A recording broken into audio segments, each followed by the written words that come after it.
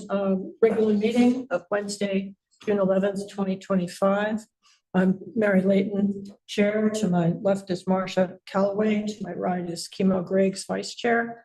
We have also members Phil Vincent, Matt Sweat, and Town Manager Brennan Duffy. The first item on the agenda is the agenda itself, approving the agenda. And I wanted to make a comment that for the past two agenda formation times, there's been a request for kind of a late agenda item that's weather related. In other words, there've been washouts, and just to get the ball rolling, Brennan asked if he could just put it on there, but I never formally asked you guys if that's okay to do that as a late item, or do you prefer that I wait for you guys to approve adding it? I mean, it's a washout thing. I thought, yeah, it's an emergency thing. We have to deal with it right away. So, I mean, you know, if somebody's really miserable, somebody can say, I don't want that on the agenda when we get here. Okay. All right. Which is not how I feel. To check in about that. So what do you do? You just say you approve lending it, right? Well, if it comes up again, I just thought it's number 7 on this agenda. Yeah. But it came in after our draft agenda, which we usually review. Nobody spoke up. It's fine. But it was properly noted on, you know, like on the listserv and, okay. And the, you know, I just wanted to make sure. I thought it might be a good practice for weather-related events because they don't come on a regular schedule. They come at odd times, and I think they often require repairs where the town manager has to get permission from us to spend. So yes. Should we move to allow additions, weather-related additions by the chair as they come up to be added to the agenda without approval by the full board? Do you want to move that? That way you can just do it. I think we just spend just more time now than it probably takes to pass the. I just wanted to get a feeling from the board if that was okay. Do you require a motion? Or? I don't. I think we're good. Okay. All right. May I have a motion to approve the agenda? I move to approve the agenda as presented. I have a second. Second. Oops. Okay. Okay. It was Sweat and Callaway. Okay. Let's have a vote. Marcia, how do you vote? Yes. And Kimo? Yes. So? Yes. And Matt? Yes. And I'm a yes. Okay. So that passes. Second item is the chair's report. Meant to put the agenda together. I had a chat with Mary Erdi, who's the Hartford Select Board Chair, because she's in my church. So we chatted about just trying to foster good civic engagement in the meetings, but it's also nice, you know, chat about other select board matters, you know, just informally. I reviewed the Vermont Secretary of State Code of Ethics for Public Servants webinar. So I reviewed that. There was a request from Brennan to remind people that want to access the meeting on Zoom that you need to supply your first and last name. So if you can remember to do that, that'll smooth out that that process. I think that's it for chair's report. Yes. I'm sorry, I meant to send you a note. Somebody suggested to me that it would be helpful to members of the public if it were announced either right at the outside of the meeting or right before public comment that remarks should be addressed to the chair and that you have a 3-minute limit. Okay, that's. I mean, I just thought, yeah, but I forgot. No, that's very good. Okay, that's it for the chair's report. Now we're on to public comments for items not on the agenda. And when comments are made, please identify yourself. And we generally try to ask the comments for about 3 minutes just to, you know, get through the meeting. Are there any public comments? Want to come on up? Kirk Williams, live out on Beaver Meadow with our son and my wife Christine Williamson, who's here. And I imagine you'll be hearing a lot about the reappraisal process over the next month or so. And I realize we've got the informal meetings over the next week or so that we can go to. But I wanted to give you a face, I think, at this point for an issue that's going to be coming up. We bought our house in 2016, the year, I think, of the last reappraisal. And we were appraised, or our sale price ended up being what we've been appraised at since, which was $355. Our default number, or our preliminary number that just came in, is a little over $822,000. And so in the last 4 years, even before the reappraisal, our taxes have gone from, our share of the taxes have gone from just under 4,800, I think 4 years ago, to I think we're close to 12,000 this year. And obviously the municipal number rate can be adjusted based off of the reappraisal, but the state rate is set by the state. And I think a lot of people are going to be in for shock. My understanding is the town bought down the state rate last year so the last year's hit that a lot of people got is going to come in this year. But even if I just look at a new valuation 2.4 times higher than what I'm at, I'm looking at taxes going from $400 a month 4 years ago to about $1,000 a month now, to maybe being $2,500 to $3,000. I'm hoping, obviously the numbers are going to be different once everything gets finalized, but that's something we can't afford, and we could end up with a property tax bill that's twice our mortgage. And I'm a state employee. All I get at this point is COLAs. Our son's off to college, so anything else that we make going forward for the next 4 years is just going to be taken off of his financial aid bill. I don't know what can be done by you guys other than maybe, because so many people are going to be in for a rude awakening when it hits. I think the only thing I can think of to request is that you consider delaying the reappraisal figures going into effect until next year. So that way people can plan around this, but we can also see whether or not the figures are really going to end up appropriate. Looking quickly through a lot of the numbers that are coming in, houses out of town are really being hit hard. Houses in town aren't being as affected as much, which is almost the backwards of everything we've ever heard from realtors when pricing, or when we were looking, is, oh, you're going to pay an extra $100,000 because it's in town. You can walk to things. But, my wife's been going through things, and we'll raise it when we meet with the folks next week, probably. But I wanted to sort of give you some faces to go with the numbers. It's going to be a huge shock to people when they see things, and I just don't know that a lot of people are going to be able to afford it. And there are other parts of it that aren't going to be in your control at all. One of the things that's also happened on the state level is they've gutted the income adjustment for folks. When we bought in 2017, they would do income adjustments up to $147,000. Which at the time was twice the average Vermont household income. Starting this year, it's being lowered, I think, to $115,000, down from about $135,000.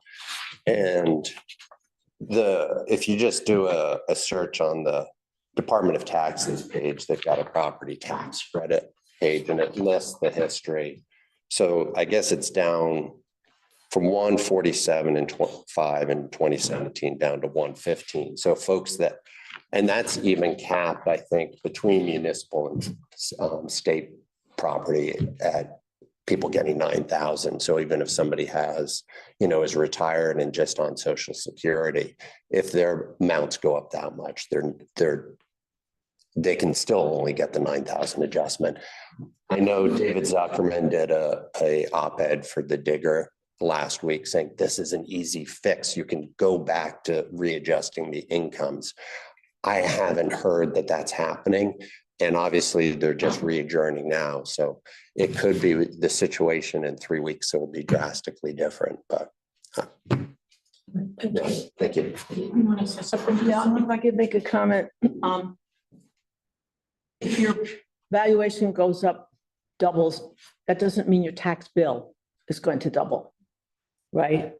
I mean, your tax bill is based on the budgets that have been approved by all of us. And then we set a tax rate. As your valuation goes up, your tax rate will go down. The municipal, but not the state. The state rate Well, is set municipal by and- the school legislature. Municipal will, but the state school property tax, that's set by the legislature. And that's going up 1.1% over last year, plus the buy down that wouldn't be happening this year. So we didn't get hit with the 23% that we would have been hit with last year because of what you're able to do. But that's going to kick in this year because of the municipal, yes. In theory, if everybody's income valuation goes up to, 100%, you would get 100 more funds unless you cut the rate in half. But because the state reappraisal process is staggered, they're going to just get more money coming from Norwich and not adjust the state property, the state education rate. They'll say, thank you for the more money. And we do another reappraisal in 6 years. If everybody reappraised at the same time, they could cut the rate and still get the same amount of money. But because it's staggered, it will just mean the state portion of it's going to be the same. But understand that the town rate won't get that. That won't happen with the rate you can control. Thank you. Would you like to also come up and speak? Yes. Christine Williamson.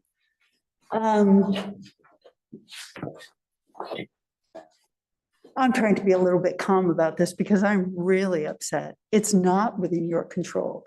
And when you look at the numbers, it's not what you set, but we might be looking at over $30,000 tax bill next year. Because you can't control what the state level is. I have called our congressman, I have called our local senators and representatives, and they all say the same thing. We're working on it, but it's not going to get done this year. We have a tax bill that's coming in August, a tax bill, and we know we're not the only ones in town, a tax bill that we were thinking, even at this point with all the raises, we're going to be, maybe 5,000. And now I'm going to have to come up with possibly, a lot more and not double, much more than double. So they're working on things at the State House. They are not working on them quickly because, well, they don't come to agreement easily. But under what I understand what the statute is, the town clerk has to certify that this assessment is correct, the one that was just done. We looked at houses here for almost 7 years before we were able to move here. So I know a lot of inventory in Norwich in our price range. And a lot of those houses that we looked at that were comps for our house at the time have gone up to around 600,000, which is a hit for a lot of these people. But ours has gone up to well over 8. We don't know what we did. The only thing we've done to our house is paint it. It must be one heck of a paint job. Anyway, my house, one of the comps for my house, not a comp, but when you look at the houses, the house next door, white colonial. I have a white colonial the same size. That's in town. Zillow lists that for $1 million and something.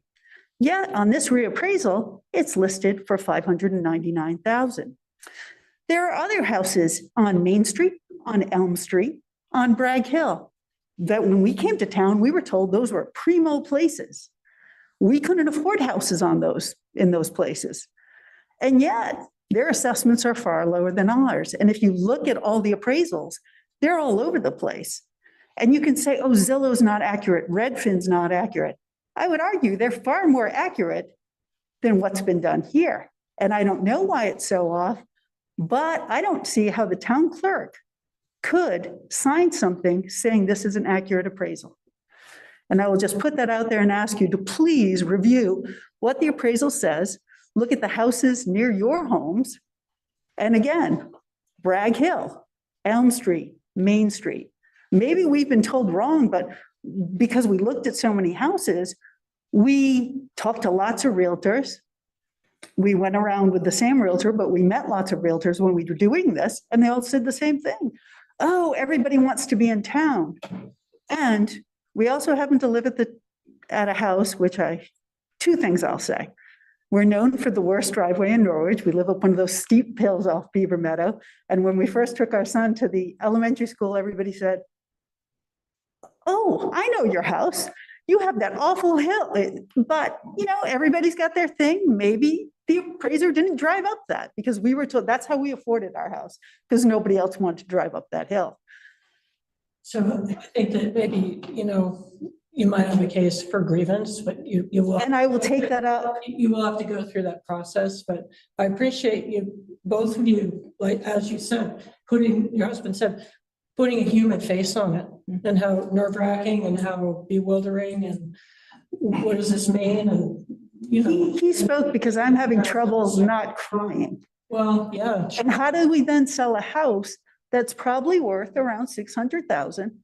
How do we sell a house that is worth that and has a 30,000 plus assessment on it, a tax bill? It will make us, we said we'll become broke millionaires instantly. Well, because we won't be able to sell it. Well, okay. There's a lot to think about and we appreciate you coming in. Thank you. And speaking, and it's on the recording so other citizens can watch and empathize and, can't offer too much comfort, but I would ask. Go through the grievance process, and especially since you have, when you were shopping for a house, you did look at a lot of properties. So you have an intuitive idea, I think. I think what we would ask the town council, the select board, sorry, wrong terminology. What we would ask the select board, though, is to think about putting this off until the numbers can be verified and until the state can do something, because by making this go forward right now, if you waited a year, a lot of things could be straightened out, including a better look. This is a very rushed process at this point. We're in mid-June, and this has to be certified August 15th, and you have to go through grievances. You have a lot of things to go through. And again, I ask, please look at the numbers. Please consider putting this off for a year, because even if these numbers were correct, Norwich will make out a lot better. Are we going to support this whole state? The other thing is, when you consider the town income, anyway, I'm sorry. I'll just end here. Marcia, did you want to speak to this? I just wanted to ask, I don't know, once the thing has been done, if it's a possibility to put it off a year. Have you done that research? Yes, we're also both attorneys. Okay, good. So what? And it's not that I can't go forward with a grievance. I'm just saying, even if we get the numbers down, this still adversely affects, everybody here talks about all the time, oh, we want lower income people in town. Oh, we want to build out on the road across from King Arthur. We want to build low income housing. I sit at Democratic town committee meetings and people are telling me, talking about homeless people. I'm like, homeless people and low income are not the same thing. But people who make $100,000 closer to our income, that's poor in this town. Right. And how are people going to afford this? But you could put it, you have to certify that this is correct so the clerk can certify this is correct. It's not correct. Again, just look at what the numbers are, look at the houses, look where they are, and see if that, just a quick glimpse, ask yourself, does that sound right to me? Okay, so my question was, is there a citation that you have? We had printed it out in the packet for today. It's in there. There's not the whole thing. There's an extension letter giving a 30-day extension, which cites to the general subsection, and the statute for that extension's in there, and that gets you. It's all in Title 32, like 5,400. Okay. And I think there was that letter was just about 30 days more for doing something, but it gets you to the general area. Yeah, I know that extension. Yeah. I didn't know once the thing had been done, and once it's been done, does that kick in? Well, It sounds like that could be research. Yeah. Well, I Yeah. just wanted to get into They've it. done it. And I only had gone as far as printing and looking at the general stuff. And I don't know if Chris looked more from, I know that the clerk ends up having to certify the accuracy. So I think then the issue would be where you could get a continuance would be if you're not sure it's accurate. But you've already certified that this last one was accurate. So if that process is still going on, I know it's been 2 years, but for us, it's all fresh now that we've got the numbers. It could be that if the clerk can't certify this new one's accurate without doing additional work, it may be that you then have to revert back to this year's. Since we're still in process, this has not been completed yet, we're still in process. You could revert back to the 2024, what you did last year, which was certified. All right, thank you. I'm gonna stop right now. It's sort of turning into an agenda item, but we appreciate you, coming up and your suggestions and. It didn't involve dogs? Oh, well, Thank you. we love dogs too, the dog people too. So We have 2 black labs. there you go. Thank you. Thank you for your comments. Okay, so now we're on to a spending request for Norwich Police Department officers. Well, since Chief Romeo has been kind enough to stay after a long day, let's turn it over to him.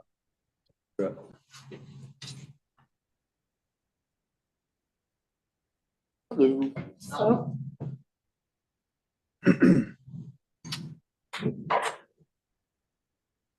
Still don't fit in these chairs. You got all those pistols. Just one. you should not have ones with arm chairs at that table. I have to get the one without the arms on it. Yeah. I'll be good for now. So, well, good evening, Matthew Romeo, Chief of Police. So you have before you sort of a 2-part request. We have a 6-vehicle fleet, as you're aware, and our oldest vehicle, the 2017. When we sent it out for inspection last year, quite frankly, one of the inspecting shops asked me to have it towed back to the police department rather than drive it. It is rusted through in many places, and the least expensive option for returning it to an inspectable service was around $8,000. Brief look through yields that we may get about half of that if we sold it. So at this point in time, my recommendation is for us to dispose of that vehicle. And as in the past, I would ask that we just put it up on Gov Deals and take what we get for it. We'll remove the radios, which is about the only salvageable equipment out of it for this age of a vehicle. We were fairly successful on the last one on our 2013. I think we netted a couple of grand out of it, and would ask if possible just to put that directly back in Fund 11 if that meets the approval of the board. That brings us to the replacement for it, which sadly is not as pleasant of a conversation. Things are getting ridiculously expensive. Just the radios that go into our police cars have almost doubled in price in the last 3 years. And I feel for the homeowners because there's nothing that's getting any cheaper right now. I did in my memorandum, just kind of outline what our current fleet status is and what our replacement plan going forward would be. I will tell you, since I've been here, we've What's that? we've changed we've made some small changes that we hope will have big benefits for us. For some reason, we didn't undercoat police cars in Norwich. I'm not real sure why. Undercoat them. So we are now undercoating at least once a year. And these new trucks will probably get them twice, at least in their first year. We're moving to a routine of a professional detailing and waxing at least twice a year to better take care of the equipment that we want to last. We're trying to get in towards a 5-year replacement cycle. I don't think we'll really get there, but that's the direction we're trending in, so that as we continue to build the forces, if we can find additional officers, we're not struggling for lack of transportation for them. With that, I'll yield for questions if there are any, or if you'd like for me to continue forward, I'm happy to riff. Okay, Marcia, you have a question? Yeah, so I took it from this that you wanted to lease the new vehicle, and just have a follow-up with. Okay, well, that was my proffer because we've done that with our current with our vehicles that we just acquired. However, I believe you may have a recommendation from Barry that is different from that. Her recommendation is that we have the money in the fund and it's to outright purchase it. So my follow-up is, if we got on, we're gonna have like 6 vehicles optimum. And if we get on a rotation schedule, then, and we leased for 6 years, wouldn't that be like 22,000 a year? Or it would be more, wouldn't it? Because we'd have all those cars. All of them would be in that lease cycle at one time. So eventually we would get to the point where we're basically paying about what we would pay to buy one a year. And really what I'm looking towards is that 18 to 24 month window. So my hope is that we can frontline a vehicle for 5 years, and that we've kept up with the maintenance and care of it so that it can live another year or two as the reserve or as an extra. We have to have extra vehicles because you don't know when one's going to break or one's going to crack. I have a question about the, the upfitting and technology over a 5-year span. Does that change radically? It can, and that's what we're faced with our radios. The radio technology is now to the point where I can't do it anymore. I was able to program. Currently today I can program our radios with the software. But when that next step comes, I'm out. It's kind of like remembering when we had those the Oregon Trail and the basic and stuff like that in elementary school. I can't keep up with the tech anymore. It is also intriguing in that a lot of the things where we used to run wires and like we would clip into headlights, we would break the headlight wires and clip into them, things like that. None of that happens anymore. There's a connection to the ODB2 connect port in the car. Ooh, okay. It's that port that they connect into to read your engine and all the data and everything. There's a connection between that and the emergency vehicle controller, and they talk to each other all the time. So now if you saw us pass by you earlier today, and it looks like there's very little red, but it looks sort of like a blue Christmas tree. But when you put that vehicle in the park, it actually communicates with the emergency lights and changes everything about what it's displaying. Because if you've ever passed by an emergency vehicle on the interstate, especially at night, and you're blinded, it actually takes into account whether you're in daylight or dark. It brightens things or lowers the brightness of it. And actually, if you put those two cars next to each other, they'll talk to each other and synchronize their lights.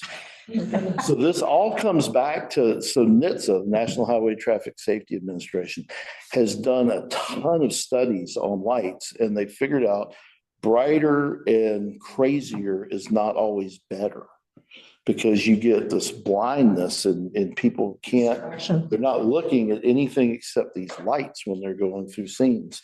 So, in that respect, we're keeping up with the technology so that we can keep up with the best practices. And they're driving each other right now, which is really kind of interesting sitting on the sidelines. So since it's advanced to this new level, does that mean you need a consultant to install and interpret the software? Or? It means that I give them a want sheet, and they have people that speak other languages than English. And I say that they're speaking computer, that they know how to speak whatever that computer under my back seat speaks. Is there a trial period? Like you give you the want list and they interpret and set it up, then you get to try it out and see whether it works? I downloaded, I think, 6 subsequent programming packages into the emergency vehicles on those trucks before I was happy. Right, so there's a conversation. There absolutely is. Wow. I sent it back to him. I was like, I don't like this part. So over this 5-year span, the 5-year replacement, as the new ones come in, are they compatible with what you just got or not? You have to go through this with each iteration. They generally are compatible. So like we're in what's called the Wayland Core now. And if you look, like our 2020 has emergency light controlling by sound off. So it will be the last one of that era that leaves. And Wayland tends to be, it's all Ford versus Chevy, right? It's 6 one, half dozen the other, but the Wayland seems to have the really top-notch market share right now. Other questions? Kimo, do you have a question? Those are questions. So, Go ahead. yeah, I know a little bit about these systems, and they make a lot of effort now to make them backward compatible. So when you get a new thing, it works with the old thing. So I expect that way.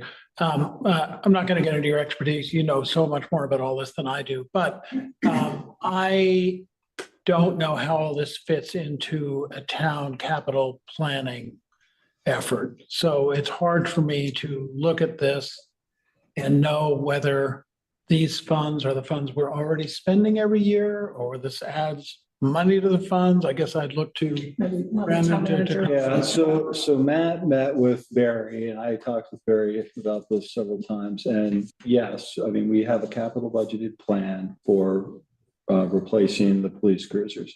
And that's why Barry is suggesting we go for a purchase here, because we have enough funds, or will at the next fiscal year, to be able to make that purchase. So I guess that's the answer is yes, this has been reviewed by our finance director, and this is going to work with our capital plan at the moment. Is that something we could see written? It's all, that we can all understand. it's all. I'd like to see a report It's on in this the that reflects, Yeah. we've got, fire department. So I would suggest, because it's always in last year's budget. So there are spreadsheets and documents in the minutes of the meetings from the last year that you could go back to, and that would probably give you a good understanding of what's in there currently, what we allocated for the next year, what we've allocated out for the future years. Okay, well, I guess what I'm asking is, you guys are the experts, you know what the budgets are. I'd love it if we're presented with a proposal like this so that we can look at it without having to go to the trouble of looking back at, I don't even know how to start. I mean, I know how to start, but that's a lot of work for us. So if there's a way to include it as part of this, but I don't think this is a terribly time-sensitive request. We have 4 working vehicles. We have 3 full-time officers. So we have an extra vehicle now. If that something like that could be pulled together in 2 weeks for us to look at, so that we could understand how this request fits in with requests for trucks or fire equipment or the whole. I mean, is that something that's available? I'll let Marcia speak, because I think she might have the answer here. You recognized? Yes, go ahead, Marsha. I'm Marcia. So Kimo, on page 7 of the packet, we developed this page so that whenever there was a request, it would tell us which fund it was going to come out of and how much was already budgeted in there. So we've already sort of said in our budgeting process, this much money is for you, department, to spend as you need to spend it. But when they're going to spend it, they come to us and say, this is what I want to spend it on. I completely understand Okay. that. If you'll And allow me. then in the budget process, we do the whole, we're going to need this many cars, et cetera, going forward. And the only way you're going to see that is to look at that capital plan that Brennan was talking about, which, we could have here sitting on the table, or we could just pull it up for you. Yeah, so I guess I'm disagreeing. I think that's not the only way we could see it. The other way we could see it is if that were presented at the same time. In brief, it's part of the budget, it's not the whole budget. If that were put in front of us, and so we could see how this would pan out over 3, 5, 10 years, that would be useful to me rather than just voting on this. For all I know, this is a fund that's been building up for 10 years and we're going to use it all now. I can't see that. So I would like to be able to see that. I mean, I don't think that's a silly request. I'm just, from a follow-up, I just think that we could, if you need it, we could have the capital budget sitting here on the table for these things, but I don't know that we want to put it in every packet when people request something, because, you're new, so you don't know how it works yet, and you haven't seen the whole plan. But, Correct. next year you'll know this, and I just don't know that we need to put the capital budget in every packet, but if everybody wants to.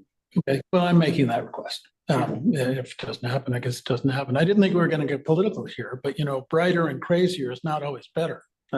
Well, we're always political. This is politics. And I like the statement. So, if, Another question? yeah, so if, right now, we're using a vehicle personally, we give a vehicle to each officer and they use it as their personal vehicle, which is a nice perk. For full-time officers, yes, sir. So it's not an entirely usual thing for police departments. It's becoming more common. And actually, a lot of the research has borne out that when you personally assign a vehicle, they last longer. And you get more utilization out of it. We also depend on officers to come in. For instance, I had to come in last night.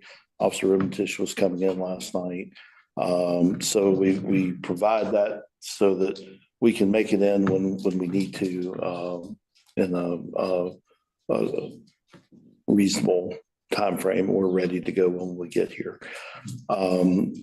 Our personally assigned vehicle policy is modeled straight out of the IACP for that reason. If you were to get a fourth officer and we kept the number of cars we have now, would you be able to manage temporarily while we wait? And that's one reason why I want to continue to refresh our fleet in a timely manner. Right now, if another officer started tomorrow, we would be able to accommodate, but it would not be comfortable. It would be like we're down a car because we have one that's out of service. Yeah. Okay. Yeah, I think the other piece just to remember is this is a lead time that we're talking about that's kind of requiring us to make a order for a car we're probably not going to see for 18 months. Well, it could be, I don't want to set unreasonable expectations either way. It could be 6 weeks or 9 months, 21 months, or we don't know. I thought so. Right, Matt, yes? I thought one of the bids had them on lot. Is that right? They do, or they did when they made the offer, or when they made the quote. None of those become ours until we assign an order. So likely better delivery timeline than we had on our last ones. Unlikely to be immediate. That's as tight as I want to get. I have one last question. If you were to spend $8,000 on the problematic car, what would the expected life be after that? Anywhere from 6 hours to 6 months. 6 months. Well, sounds unreliable though. It's over 100,000 miles as it is. Okay. Thanks. Excellent. I think I heard that Barry, whom I don't doubt, says we have enough money, we could just purchase it instead of doing a lease, but I'm looking at the request for funding and it says the amount in the fund is bit over 71,000 and the request, the estimated vehicle cost would be 88.5. July 1, we dropped 35 in there. So what? July 1, we dropped 35,000 in there. So that's part of the capital budget, which again, we are continually trying to plan ahead for expenditures that are going to occur in future years. So we looked at that when we approved the capital plan. It was to say, okay, we will be able to purchase another car at this point because we'll have built that fund up to a certain level. From there, we're going to continue to have investments going into those annually, but we'll also have expenditures coming out of those, semi-annually as we replace the fleet. But if we want to buy a new car every year to keep the fleet at 6, then we would need like $88,000 every year for the. I can answer that one. So that is the lease model. Well, and there's also a change in the funding going into the capital plan next year. There's an increase in the funding going into the capital plan next year. So not 26, 27. 27, we go to, I don't remember what, but it's more than $35,000. Our cruiser capital fund's been funded at $35,000 since time immemorial. I don't actually know how long ago it was funded at $35,000. So it hasn't changed to keep up with the rising cost of everything. And in 27, that was part of that capital budget build out is we raised it to, do you remember? I think it's 60 or 65. Yeah, so I guess I would just say this, if we wanted to make a decision tonight on approving this, is that our finance director who created the capital plan is comfortable that we can proceed with this request. Any other questions? Is she also comfortable with the replacement plan to replace every year? Yeah, I mean, that we're going to look at that again, like we look at it every year. We have a plan in place and it's subject to being adjusted as we see fit every budgeting cycle. But yes, I mean, this is the path that we set out on, basically 2 years ago when we realized we hadn't been budgeting properly for a lot of these in the fire department and the DPW and the police department. And we've kind of corrected that at that time. So we're now, again, subject to review and change. We're on a proper path for what we need to do for the replacements. Matt? I think it would be helpful for us to see the capital replacement plan that we're talking about, like the spreadsheet, so that we can get a better scope of understanding. We're going to have to see it anyways before we start talking about budgets. Mm-hmm. And we can't just talk about it in pieces or or having to look back at packets. And I think that it's probably better sooner rather than later to get our eyes on it, because then if we have questions, we're not, we have more time to get them answered. Mm-hmm. And certainly, like, if we had it in advance of this ask or to see the replacement schedule that the chief proposes here, if we understood it beforehand, this might make more sense to us. Mm-hmm. Yeah. Right. What's the general feeling of the board on that? Like, as far as tonight's decisions, we've got both a police cruiser and a couple of Freightliners to think about. They're both capital equipment expenditures, although there is I think the Freightliners, it's an ordering, getting in a queue. So we're not, talking precise funds yet. But the chief does need this cruiser, and he's got a car that's non-functional. So we have to weigh that against, being able to look at the capital plan, I think. And Marcia, did you want to say something? Well, I'm just saying that, you and I have been on the board for a while. Sybil's been on now a little bit. And so we've spent a lot of time with this capital plan. Right. And so we know what the vision is, we know what the plan has been. And so I'm comfortable knowing that this has been presented to us. I'm not surprised that he's here asking for a car. Mhm. We've had these discussions kind of, ad nauseum because it's been a problem Well, regularly. regularly. It's nothing to do with your coming here because we know these cars. So I would be happy to proceed. Okay, The prior board has approved this plan and it kind of exists. And if the board is going to look at it and say, we don't like this, well, it could do that. right. But I don't know how it's going to do it for this year where we've already sort of done our budgeting and you're here asking for what was pre-planned. And to turn around now, I think would be backpedaling on what the board has already done. If we want to do that in the next budget, that's a story. So Kimo? the pending request says Norwich Police Department cruisers, not a cruiser. So I'm assuming that means we're approving a plan for the next, we're approving this plan to go into a replacement that I don't know. Well, the motion sheet doesn't say, No. motion sheet is Okay. very specific. Yeah, All It right, would be for the cruiser, to purchase an upfit of a 2025 Chevrolet Tahoe. So that's more precise. but also the sale of another cruiser, so it's And discussing. this, okay. so there's two parts to the motion. Well, maybe we should just move through the motions. Or we could, I mean, I think the first one is probably easy. Yeah. Because we've got a non-functional car and, it's sort of pretty much scrap, probably salvage. So shall we just do that one and then, Yes. okay, would somebody like I to do move that to one? authorize the sale at auction of the former police cruiser, 2017 Ford Interceptor via Gov Deals, and to place any proceeds from the sale into Fund 11, Police Cruiser Fund. Is there a second? Second. Give that to Marcia.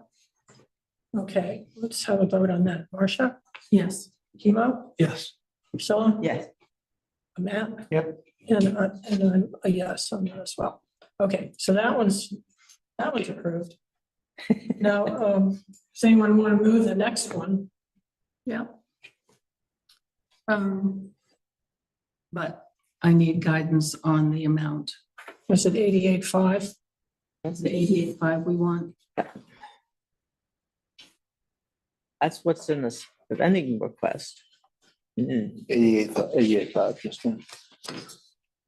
Just a comment, would it be easier to have a round number, like under 90,000 or? If that's what you'd like to do.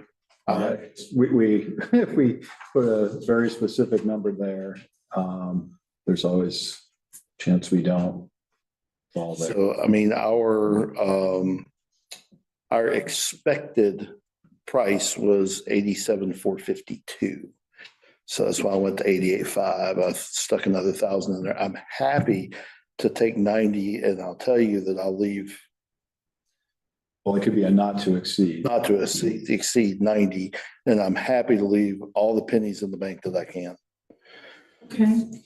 I move to approve the expenditure of not more than $90,000 from Fund number 11, Police Cruiser Fund, for the purchase and upfit of a 2025 Chevrolet Tahoe.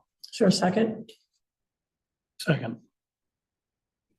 Any further discussion? Priscilla? It's my impression that if we waited 2 weeks till our next meeting to vote on this, it wouldn't be a big problem. Is that correct? And then we could see the capital plan in front of us? We're not gonna spend it until next month anyways, because the money won't be in the account I know. until the next fiscal year. So. No. You had the advantage of seeing this capital budget when it was made. Do you think I remember it? Wait. It's true, it's not the motion before us, but yeah.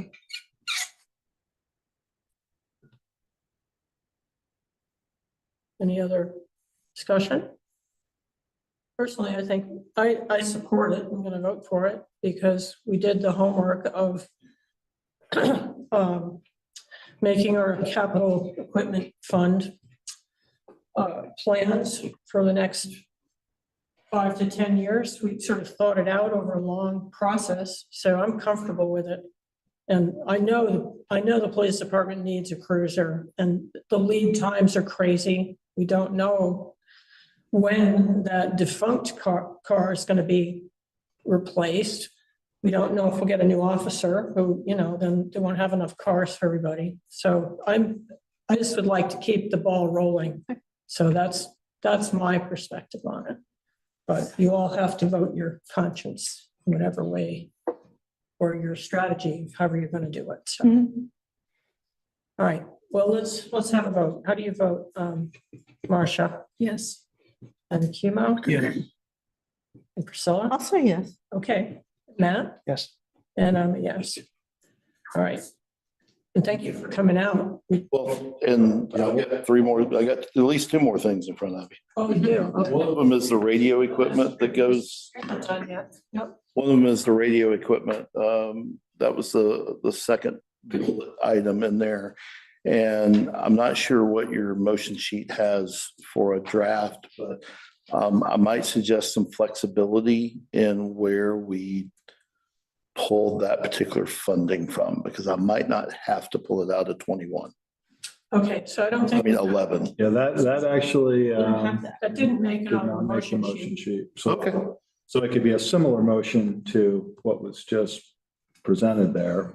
What were you thinking as far as where you can pull it from? There may be some line item room for in the communications vein. And I'm all about leaving the funds if we can leave the funds. So you're talking about operational funds. Using operational funds instead of, I'd like to have the flexibility to pull it from police cruiser if I need to, but I think I have operational funding I can do it with. Since we're not paying for it immediately anyways, could we revisit that part if you need it, or?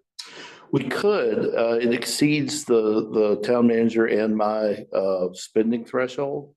So for me to act on it, I have to have you guys. But we could put it in the next.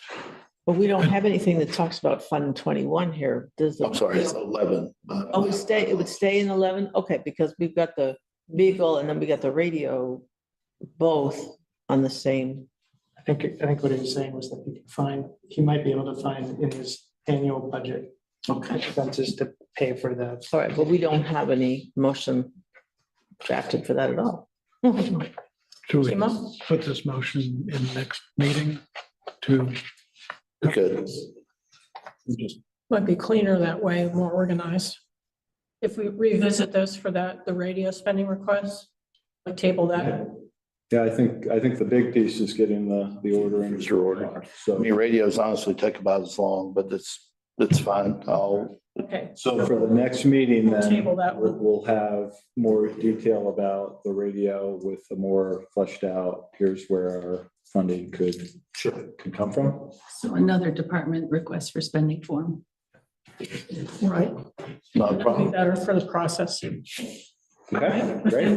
There's also the dispatch contract. Yeah. It's, Oh, yeah. Brennan, do you want to? Well, I might also defer to our good chief who has put this memo together. And So we are dispatched by Hartford Emergency Communications Center. They often answer the phone, Hartford Police, which confuses the bulk of our residents. I don't want Hartford, I want Norwich. Promise. They are a regional PSAP, a public safety answering point, so 911 calls go to them. The way our 911 system in Vermont operates, so you never know where your 911 call is really going to answer, but it all gets processed the same just as quickly. We are on a 4-year contract with Hartford for our public safety, for our police dispatching. Fire Department and Public Works are dispatched by Hanover. There are a number of the way we've always done it that prevent us from being dispatched by Hanover because they're across the Connecticut River. That said, we get very good service from Hartford. We are on the same radio channel with Hartford officers, so if we get to hollering for help, they know and they're coming to help us, vice versa for us. We've never had a bad relationship with Hartford, I can tell you, with Chief Kelly coming in down there. Our kids play hockey together, so much like with you and the select board chair at Hartford, we have some little tighter connections, and our departments are coming together a little more closely, which is good. So there's a couple of flies in the ointment in our dispatch contract, things that one thing I can't adequately explain, so I don't like it. The other is a thing that is just kind of tough if you're ever looking to do something different. There is a 1-year notice required to not renew the contract. That was due June 29th of last year. So we're on the hook for this one pretty much anyway. It is an automatic renewing contract. I understand why they do it. It just doesn't mean I have to like it. They have to fund their dispatch center, and they have to hire people, and they have to have this infrastructure in place or they fail. So they have to know ahead of time if you're not coming back, basically. So that's the one part. The other part about it is the funding formula. This is the part that I can't adequately explain. It's in the contract, but I'll do the best I can. There's a chunk of it that is the base expenses of their communication center. It's divided up across the gazillion departments they dispatch for. They dispatch for Windsor, for South Royalton, for us, for Hartford. Then there is the I don't think it's a per capita, but that's how I think about it, is that it's based on your population. So they split that next chunk of how much it costs by that. Then the last chunk, which is the most variable part of it, is by how many calls we generate.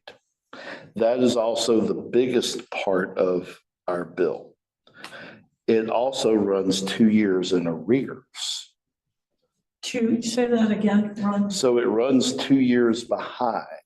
So what we're paying for in fiscal 26, which July 1, will be based off of fiscal 24 numbers, which go from July 1 of 23 to June 30th of 24, which was the period of time the Norwich Police Department was one officer and very little activity. Mm-hmm. So our expected bill for next year is substantially lower than the line item in our budget.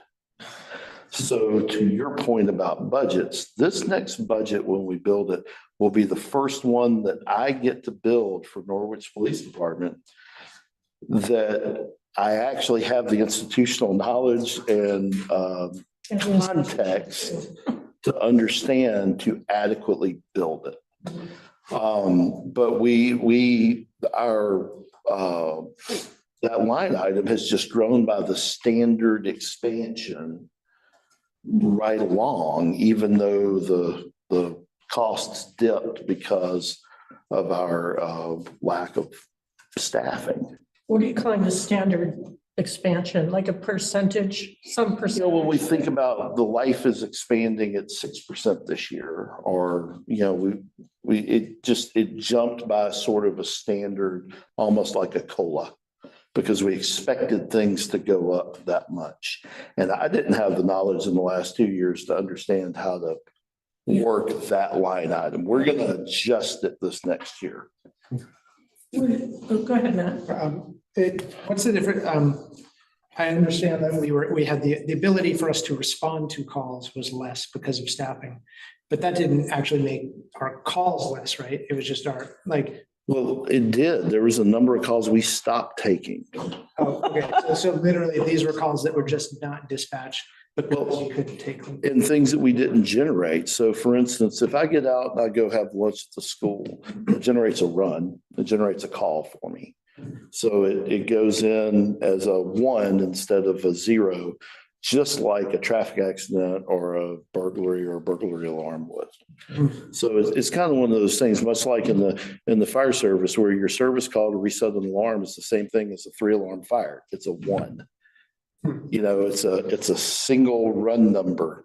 So those run numbers ebb and flow. And when you don't have officers doing directed patrols, you don't have officers doing traffic stops, you don't have officers doing public speaking events, all those things stack up on the woodpile to generate runs for service.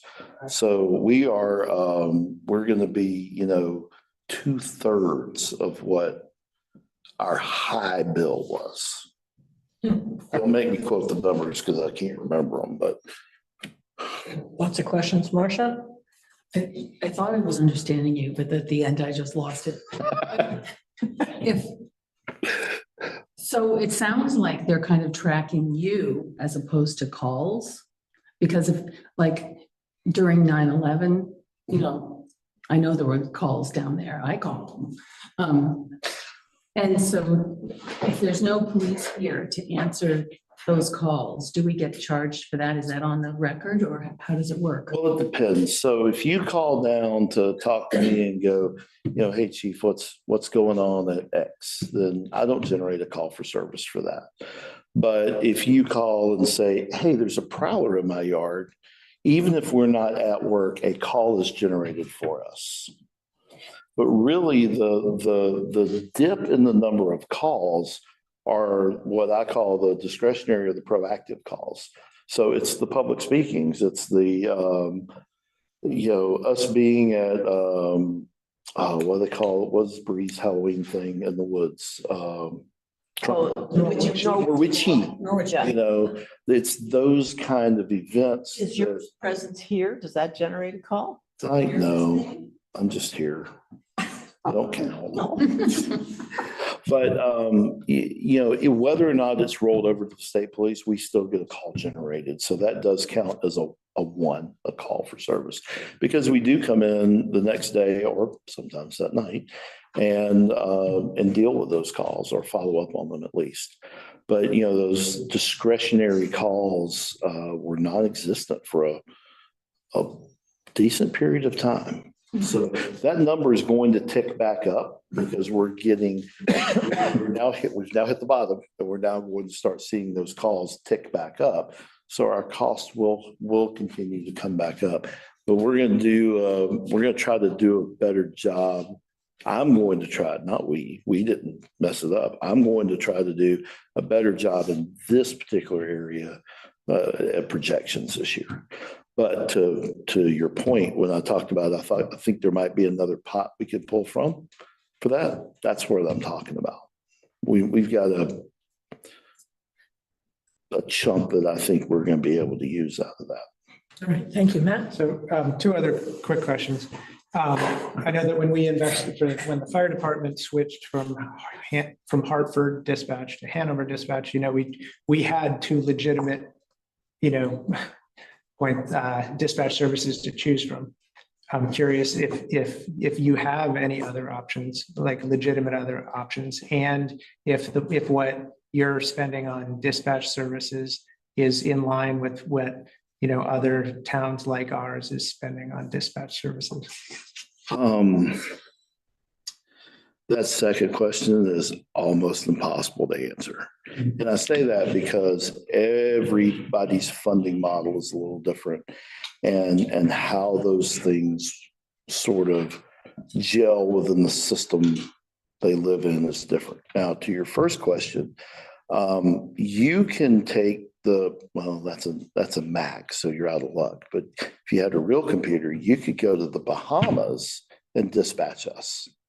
Because of the way technology sits right now, you literally could take a computer and go anywhere in the world that you have an internet connection and talk on our radios. Kind of neat, actually, which makes us also fairly resilient. We have 3 major dispatch centers in the Upper Valley. And the nice thing about the radios, as expensive as they are, that we have, is we can talk to all of them. What's the third one? Lebanon. Okay. But not just that, we can also just as easily talk to two different state police barracks, Royalton and St. Johnsbury. And because St. Johnsbury dispatches Thetford, one town to our north. St. Johnsbury State Police dispatches Thetford. Now, if we wanted to, we could RFP our dispatch contract. We would need to do that in about 18 months. So that we would make that year notice cutoff. Now, it's not just as easy. For instance, Hanover's out of the running already, unfortunately, because of the rules that the Vermont Criminal Justice Information Center sets on us. I'd rather not carry that conversation any further. It's crazy because technology's all there, but we can't be dispatched adequately by someone that's outside the state. A question coming on here. Would you like to? Oh, yes. Well, one is, this is meant to be signed and returned no later than June 10th. Yesterday. So it's all a little like, oh, I guess we don't really have any choice here. So it'd be nice, I think, in the future to get this a little earlier, so we have time to consider it and ask questions and things. I mean, I'm in favor of this. I'm really surprised at the agreement. It has no number. There's no costs. No, And, you know, if I were signing this as a person, I would never sign it.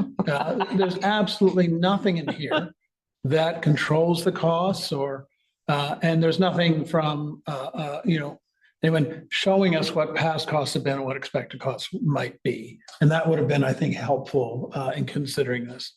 It's, you know, you're presenting it, but I think as a public record, it'd be nice to know what I have no idea what we're getting into here. I understand all the language, but, and I trust that if you think this is the right thing to do, it's the right thing to do. I did have one question. Why do we have insurance and they also have insurance for the same thing? For the insurance indemnification, liability in connection with the operation of emergency dispatch after, and we continue to insure its operation of an emergency service dispatch center. What do we need to? It's probably a very small cost, but And it's the same insurance company. It's VLCT. so is there I'm sure it's both of any them. So potential? it just makes, so, you know, of course, you know, when something goes wrong, everybody's going to get sued. Yeah. And they just want to make sure that we carry the right coverage. To your point about notice, you know, the town manager received this on the 23rd of May. Yeah. And I think we got it in the next packet, right? So, and, you know, we talked about it briefly last summer, but there was no time to really do anything with it. To your point about numbers, I agree with you, but they can't put numbers in there because they don't know their starting point.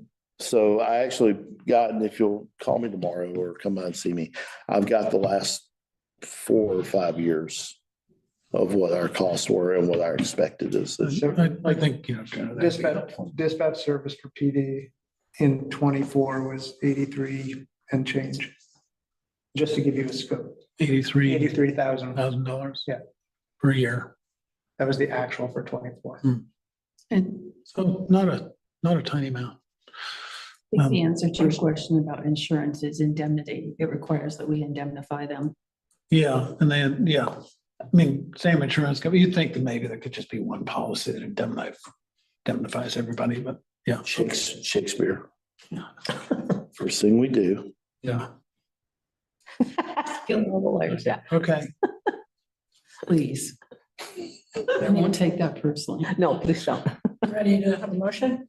Yeah. Okay. Who wants to move it? I move to authorize the town manager to sign the agreement between Town of Hartford, Vermont and Town of Norwich, Vermont for provision of emergency dispatch communication services as included in the select board meeting packet. Is there a second? I'll second. Okay. Let's have a vote. Marcia, how do you vote? Yes. Kimo? Yes. Priscilla? Yes. Matt? Yes. And I'm yes. Right. Thank you very much. I'll have him sign it tomorrow. And I failed to mention this during this, it's not going to change anything, but it's also our entire records management system. So it's bigger than just them talking to us on the radio. It's also our dispatch CAD system and records management Yeah. system. So it's a big, hairy deal. All right. Thanks for, Good evening. Thank you. Thanks. thanks for changing the chair out too. We should do that for everybody. Okay, so now we're on to agenda item number 6. Spending requests for a couple of Freightliner trucks. You want to speak to that, Brennan? Yeah, we actually have our director, Chris Kaufman. Oh, Chris is on there. Okay. So I might defer to him. Chris, are you there? Yeah, I'm here. Yeah. So Mary was just asking kind of a little setting us up as far as the request goes. Would you like to do that? Or would you like I to? I can do it. It's fine. Just I think it's pretty self-explanatory in the packet, but just touch on it. We got 4 Freightliner trucks, a 2010, a 12, a 15, and a 19. Our 19 is our newest truck. Basically before I had gotten here, I don't really think there was much of a capital plan set up in the town. So I worked over the last almost 4 years now to put together this with the last several town managers and public finance people. And at this point, I think we have a pretty good capital plan that's spread out over the next 10 years. But as I said in my memo, recently I've been notified and I've had in-person meetings with both Freightliner and Viking, who is one of the 2 manufacturers for truck bodies and plow packages. And basically the industry is kind of still in a pretty bad flux in terms of being able to access equipment. There's severe backlogs, there's difficulty getting equipment. And basically what they told me is that if I want to even be able to order when I want to order, I have to get in line. And to get in line, I have to make a commitment. And the commitment, because there's so much demand, they're willing to lock in their price basically. And just make a commitment that the town's going to purchase these. And if we decide we want to back out before they actually get into production, we can do that. They will have a place for the truck to go to because there's so much demand out there right now. But they recommended that we get in line to do this. And so what I'm looking for at this point basically is to get in line. Right now, these trucks have been already approved, in our capital budget. What I'm doing is really, I'm just sliding them forward 1 year because of the necessity of getting these trucks replaced. The costs for maintenance for this equipment is absolutely going through the roof. It's very expensive, and I'd like to make sure that we keep the fleet running and operational as much as possible. We have an elderly fleet, I would say, pretty banged up fleet, and I'm just trying to get it on a roll for a capital plan, and this sets us up for this so we can regularly change out our equipment as prior to having severe and unreasonable costs for repairs and maintenance. So and I made the adjustment in the capital plan, and we still have sufficient funding for this. Currently, we're setting aside about $250,000 a year, with plans to increase up to $300,000 in 28, and then $350,000 in 29 going forward. So there is money available, and so I just want to get that sort of in the queue. Thank you. Yep. Any questions? So, I understand wanting to get in the queue. It's not clear to me whether when we get in the queue, we have any agreement on the price. Certainly the advantage or whatever says, we'll honor the quoted price when the truck's built and completed. And I think they both said that, but I don't know what the price is, and this is no fault of anybody in the town, but Brenda knows this and Chris knows this. I looked at the estimate that Freightliner gave us and their numbers don't add up, which is disconcerting. So I don't know if we have to put a number on this when we get in line so that they can honor the price, which sounds as though if we say we're going to get in line, the price is going to be this and that. Do I misunderstand that? If we get in line, we say the price we think is this, and they say, yeah, it'll be that in 2 years. My understanding is we are gonna have a final price here before we get into the production of the vehicle. So then what does it mean to get in line? That's what I guess I don't understand. What it means to get in line is that we have to guarantee, if we do not get in line to get a manufacturing slot, other people will get in line ahead of us. It doesn't make a difference right now. For instance, if Viking has 20 orders of school buses, they're going to take them in line. They don't give preferential treatment to good paying customers or otherwise because there's so much demand right now. They basically take people in line as you commit to purchase it, commit to the manufacturing slot. That's what the demand is so great and it's so long that if we don't get in line and we wait, we're going to be pushed further and further down the line. Then we're talking 3 to 4 years, and we wouldn't be able to sustain our fleet if we had to wait that long. So, and we don't have to pay any money until the time that it's delivered to us. And again, the pricing, that's an approximate price, and all the details will be worked out. And that meets our budget dollars anyway in the future.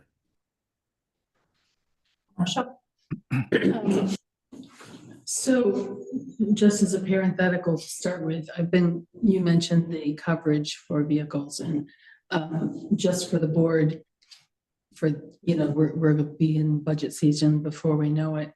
I really think that we need to think about exposed storage of vehicles that are exposed because they're so expensive.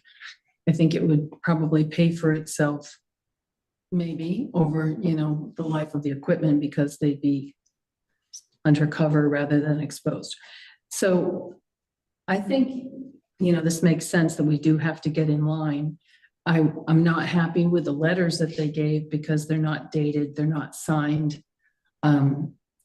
So I'd prefer to have something that was at least dated and signed and references the quotations that they gave so that we have something to hold on to. It's basically a promise, but there's really no evidence of that promise in those letters. All right, Kimo? Yeah, maybe, but my understanding was we would have an established price when we order it, and that price would not change. So that when it gets built, whether it's 6 months or 2 years, it's going to be the price we agreed to when we ordered the truck. Is that correct? Yes. Okay, so I think one of our issues is the numbers that we were given don't seem to add up to the final figure. So it's hard to have an assurance that that price is correct. That's all.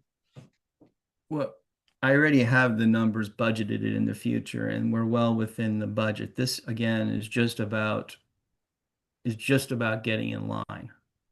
We had planned already in the capital budget to purchase these trucks, and the money's there, and the dollars are even lower than what I had estimated in the capital budget. So the money is there, and this just anticipates any increases that could occur outside of any tariffs, which I believe have been sort of, put to bed recently. So. I'm not necessarily, I think I understand what you're asking for, and I think it's a good idea. I just was wondering, is there any sort of used market for the stuff that you're looking for? Or is the used market kind of priced accordingly in that it's equally as crazy as maybe the new market. And so, you know, all the savings you might have in a used market normally just doesn't exist. Yeah, Matt, unfortunately, these trucks they have a reasonable life of about 10 years. They are so beaten down. The plow packages on these frames take such a toll on the equipment that, you know, they're generally put out to pasture when they're sold. So they go to like people who are just doing hauling, you know, dirt or some sort of aftermarket, but we wouldn't be, you know, it's not practical or it's not common for towns to be purchasing used equipment. You just don't know what you're going to get, and you just would be buying yourself a headache. Okay. So all of these would also be plow packages and stuff like that.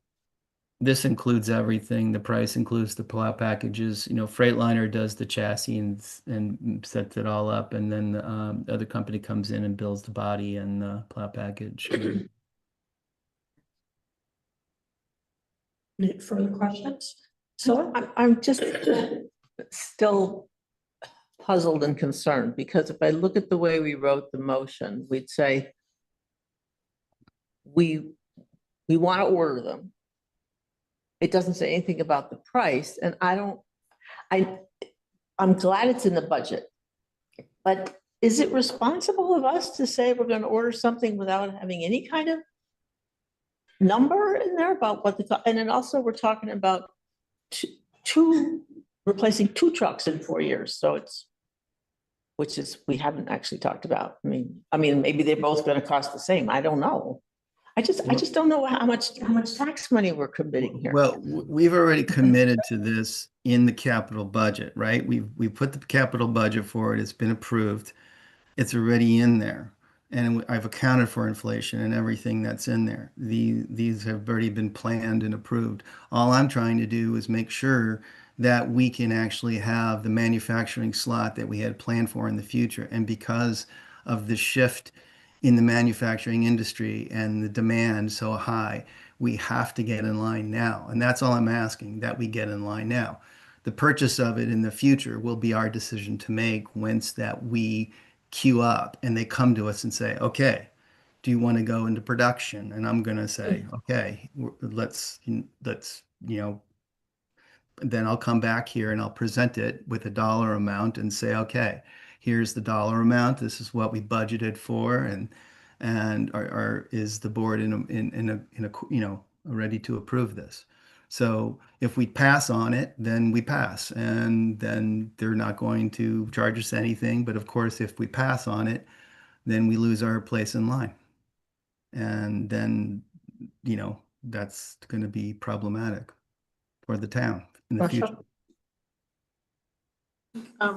One of the things that always is in my mind when we're talking about trucks and DPW is that we have a statutory mandate. We have to keep our roads up to date. And so if we don't have the vehicles, then we have to rent them. So we're going to spend money no matter what we do. And Chris is right. We did do this in the capital budgeting. So I would like to see a dated signed letter from each of these folks, because, you know, God knows they're talking about 2026, but I think it just makes it a better promise that they're going to honor that. You know, if we get in the queue, they'll honor this. So I'd like to try a motion. Do you think it's possible, Chris, to get a new letters that are dated and signed? I mean, I have an email from them with the letters attached to it. So, I mean, I don't know if that's sufficient. But if you're looking for a specific date on it, I can ask them. So is that, tell me yes or no? I can ask them. Yeah. I mean, I can't direct them as to what to do, but I can ask them to put a date on top of their letters and resend them back to me. Okay. Well, could I try something? sure. Pending receipt of new letters signed by ATG, and Viking Sieves of Vermont, which are dated and signed. I move to authorize the Public Works Director to order 2 new Freightliner trucks in order to hold a manufacturing slot and replace current town trucks number 4 and number 5 in the next 4 years, comma, as anticipated by the existing capital budget.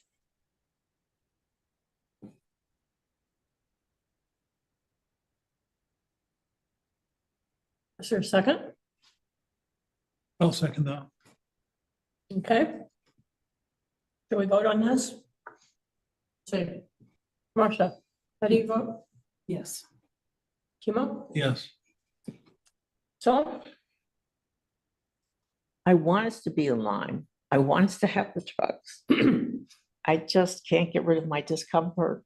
okay, are you So voting no or abstain? or I'm what? abstain. Abstain? Yeah.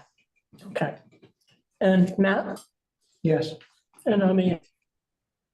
All right. Thank you, Chris.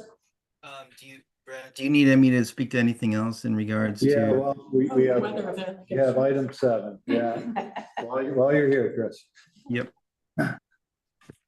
So, are we on it? Yes, we're on item 7, June 6th weather event, state Yeah. emergency grant. So we wanted to get this is what was added on kind of at the last second here after Friday's weather events. And I guess, Chris, you've been dealing, I know, pretty much the last 3 or 4 days with this. So do you want to get kind of just a synopsis, and then the other pieces, do we need anything tonight from the board related to seeking a potential emergency grant? Yeah, so we had a storm event that occurred. It was very specific, located across Vermont. In this particular case for Norwich, it affected the area over by Mitchell Brook and Chapel Hill. And unfortunately, the culverts out there got overwhelmed and plugged and washed out section of Mitchell Brook. And so did some significant damage also to the south end of South Chapel Hill, and also some damage up on North Chapel Hill. I've met with V-Trans. They came out, they looked at the damage. We discussed it. The state has an emergency grant. I petitioned for that grant. They've agreed to move forward with that grant. It's a 90-10 grant, meaning that the state would step in at 90% and the town would own 10% of the costs. Based on input from V-Trans, I've hired a contractor that would be Chase Site Services, because I couldn't find anybody else. Not that they were the second choice, third choice. They were just one of my choices, and they're a reliable contractor. So they were able to step up to the plate pretty quickly, which was appreciative.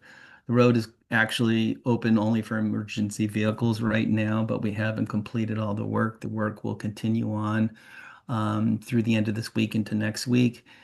And I don't have a detailed cost right now.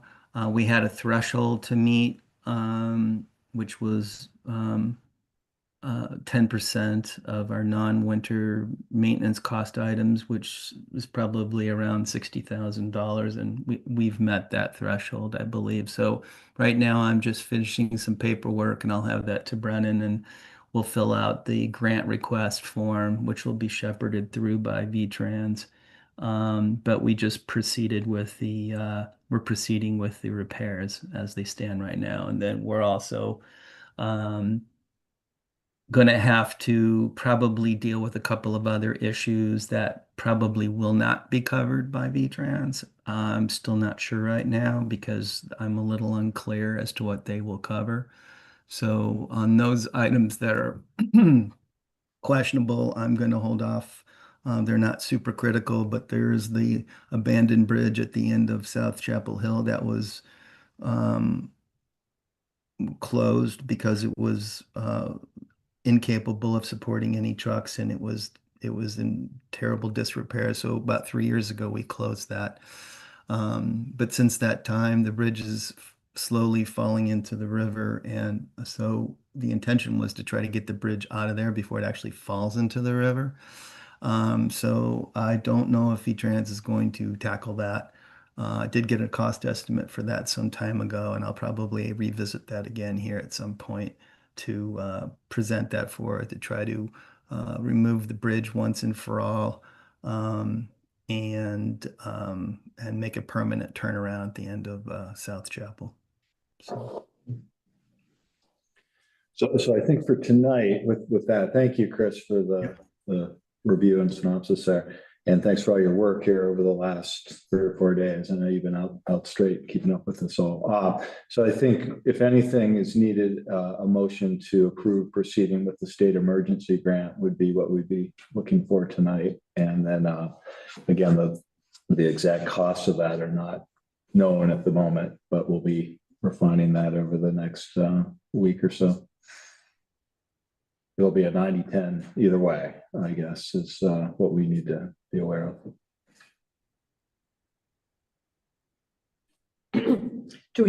Matt, go ahead. Are you replacing, do the culverts fail because they were undersized and are they being replaced, or is this just bringing more material in and patching it? Well, we're going in right now and just doing emergency repairs. I'm going to have the culverts upgraded, but I have to have somebody come out right now. The state doesn't have the capacity to do the hydraulic study, so I'm actually bringing in the former hydraulic engineer for the state. He has his own private company right now, so I'm going to be engaging with him to look at about 7 culverts along that stretch. They do need to be upsized, but we're not doing that right now. Once we have the information as to what we should upsize them to, so we ensure that we don't have future problems, then we will move in that direction. Thank you. Thank you for your work, Chris. Yeah. Must be like playing whack-a-mole. It's- It must be horrible. It's straight out with in addition to all the FEMA stuff that's currently going on out there. So. Marcia? So I had a similar question about the culverts, but if you're not replacing culverts right now and the state is repairing the road, how are you dealing with the culvert situation? Well, right now we're just opening them up, all the culverts that were clogged up. So after speaking with the state, we just don't have time to get in there to upsize them right now. So we're just opened them up. We're opening them up because this weekend we're expecting, you guessed it, rain. And yeah, and so my fingers are crossed, of course, but we're prepared to do what we got to do. But we're engaged with the state; they understand, and I'm working with them pretty closely. So we're just trying to batten down the hatches and getting things flowing, and make sure that by this weekend we at least have some ditches going and the culverts open, because we just don't have time right now to do all that. Marcia? So does that mean, Chris, that the roads are impassable still until you get the culverts? I don't know what open up means. The roads is open now. I mean, what we wanted to do is Mitchell Brook is open. That was the only road that is, the end of South Chapel was turned into a dead end anyway, but the furthest south end of that is impassable, but nobody goes down there anyway because there's no houses past there. Mitchell Brook is passable now, but we just want to keep it for emergency vehicles only because we have work to do over there the number of days. So we're trying to limit the amount of traffic that's coming through there. But if a fire truck and police had to get out there, they were notified today that they could get out there and do their business. That shouldn't be any problem. So the roads are open for travel now. We've filled in all the major washouts. Good work. All right, any other questions for Chris? We feel comfortable making a motion such as moving to proceed with the state emergency grant, or should be more specific? Marcia?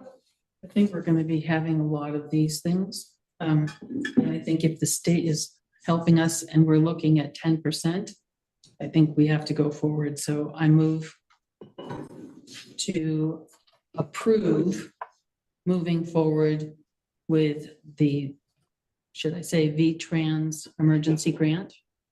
Or is it Yeah. V-Trans? I think it's a Yes. state emergency grant. With the Vermont State Emergency Grant. Second. Okay, seconded by Kimo. Any questions?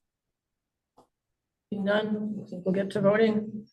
Marcia, Yes. Kimo, Yes. Priscilla, Yes. Matt, Yes. and I'm a yes. Okay.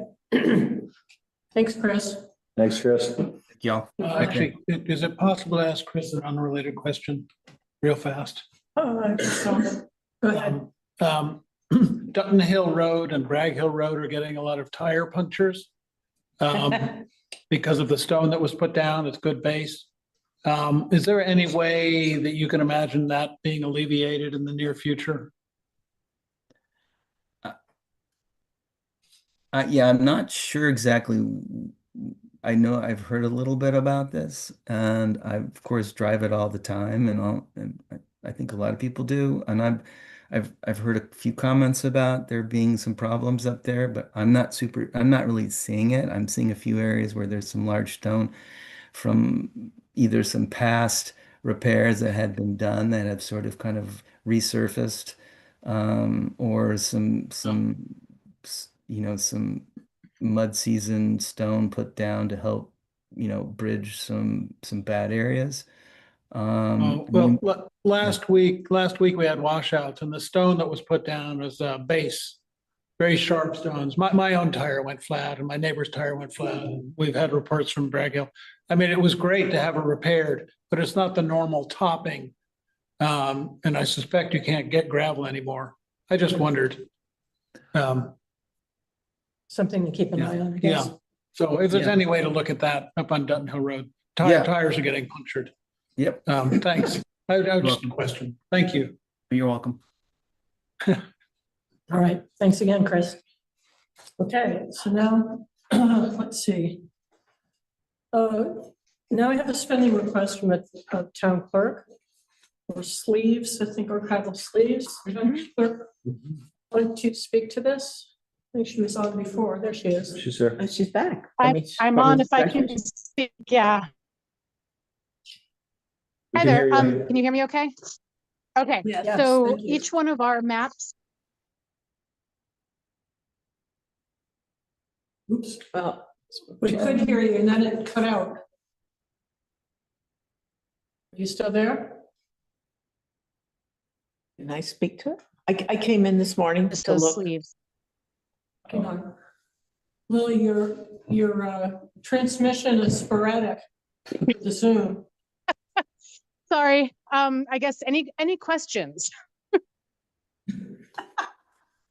Well, I just couldn't hear what you said. I think you were talking about the sleeves and the memo about them was quite good, but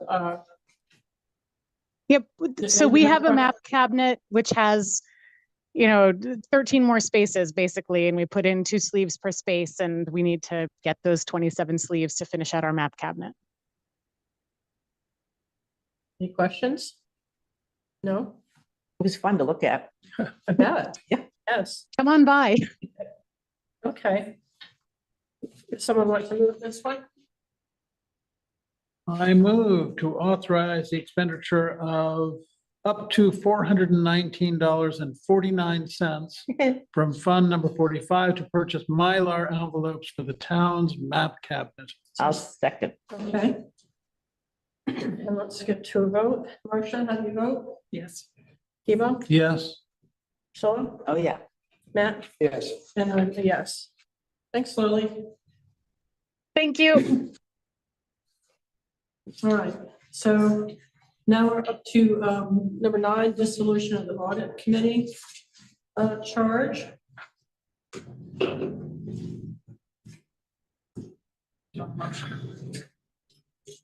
Well, I mean, we could start with a motion. We could start with a little bit of discussion. So I don't know why, we need to even bring this up. This is something that we've been allowed to create if we wanted to, and we just haven't bothered. And so why would we take away the possibility of doing it if sometime we needed it? I mean, I just don't know why we need to spend time on it. Okay. Marcia? Primarily, the master financial policy says it's done a different way. And I think this came up because things weren't going well with a particular town manager. And so we don't use an audit committee, and we never have. So I think it's reasonable to get rid of it because we, like, you know, statute allows that you have a professional auditor, and we have a good professional auditor, and the select board is the body that says we're going to do it this way. And the town manager is the one that does the accounting by statute. And so I think it was a bad Band-Aid at a bad time. And it needs to just be thrown off because we don't need it. But it was never enacted. Well, it is, It exists. yeah, it exists. No, there's nobody on it. Well, no, there's no one populating it, but I mean, I think I agree with Marcia about the charge that was developed for it. You know, to have a committee that, you know, solicits bids for an auditor, I think that's very inappropriate, totally inappropriate. That's something our town manager should do. I didn't know it solicited the bids. Yeah, that part. And I just think it's, you know, what would an audit committee do? I can't imagine it working in parallel to the process that the professional auditor would be doing. You know, I just think it's ill-considered and should be taken out personally, or just dissolved, however we want to say it. And, you know, if there's some pressing, I can't see why you'd want to reconstitute it, because I think it just is wrong. You know, I just don't think it fits into the system that we have.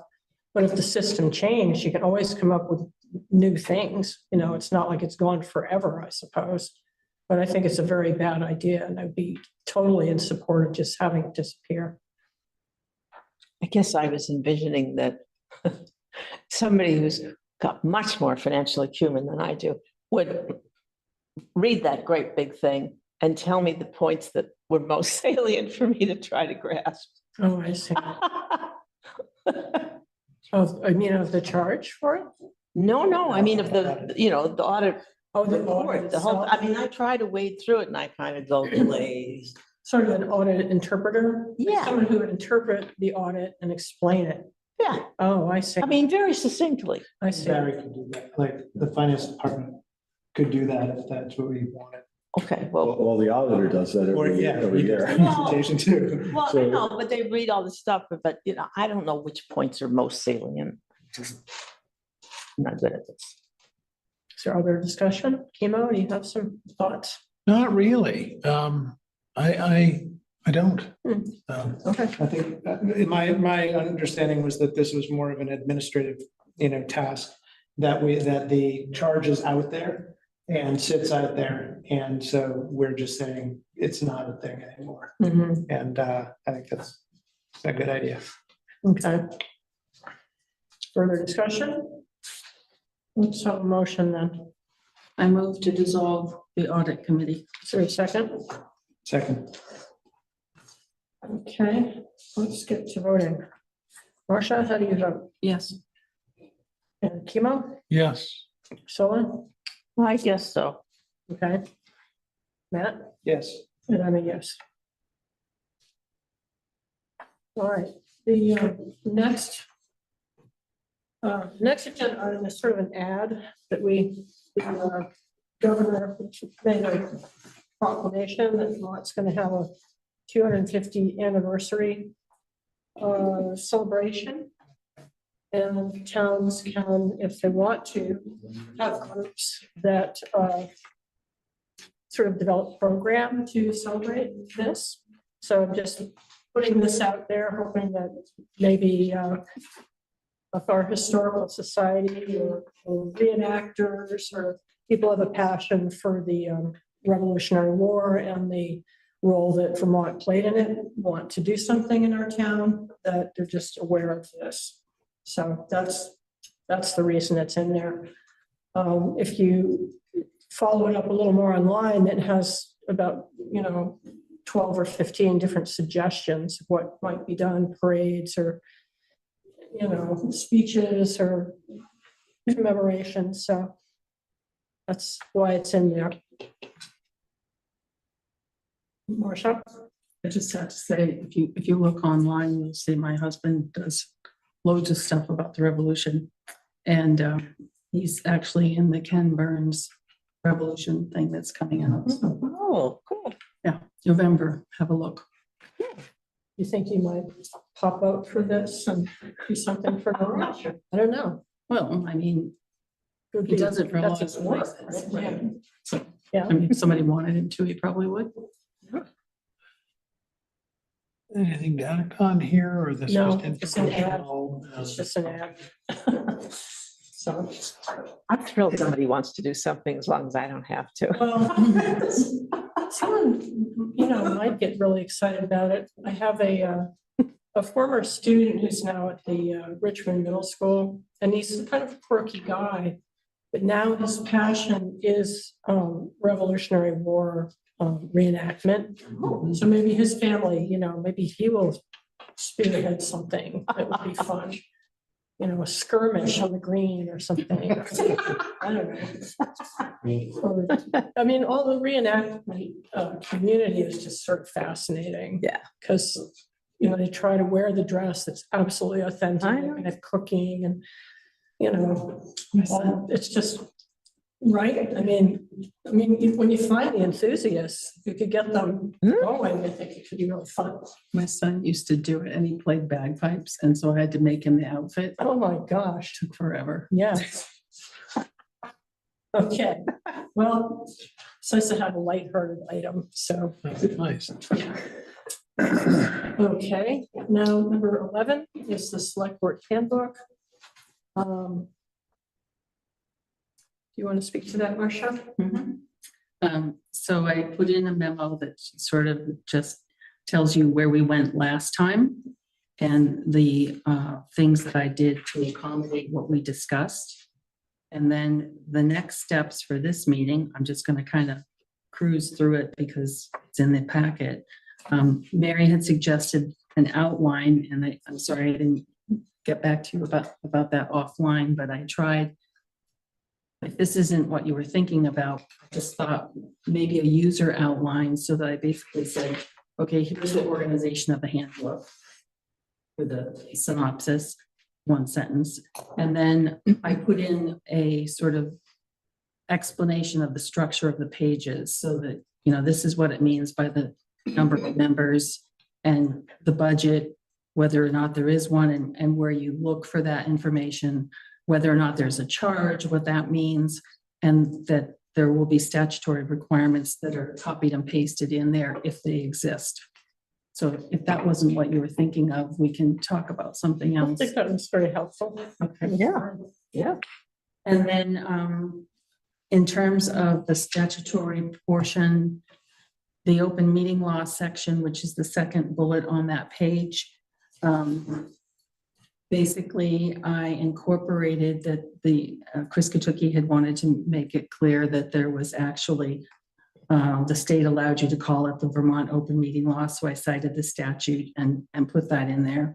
And then the historical background changes that took place in July last year and January of this year are retained because I think it's important to remind the town and the public why things have been different previously. And I just tightened the links for the town website. That open meeting law information on there is statutorily required for the purpose of filing complaints. And I tightened it for the act itself. In the last paragraph of that section, I retained it. Basically, it's current information, and it also reminds us that the Secretary of State's training video is now available for the chair and the town manager to do. It's online.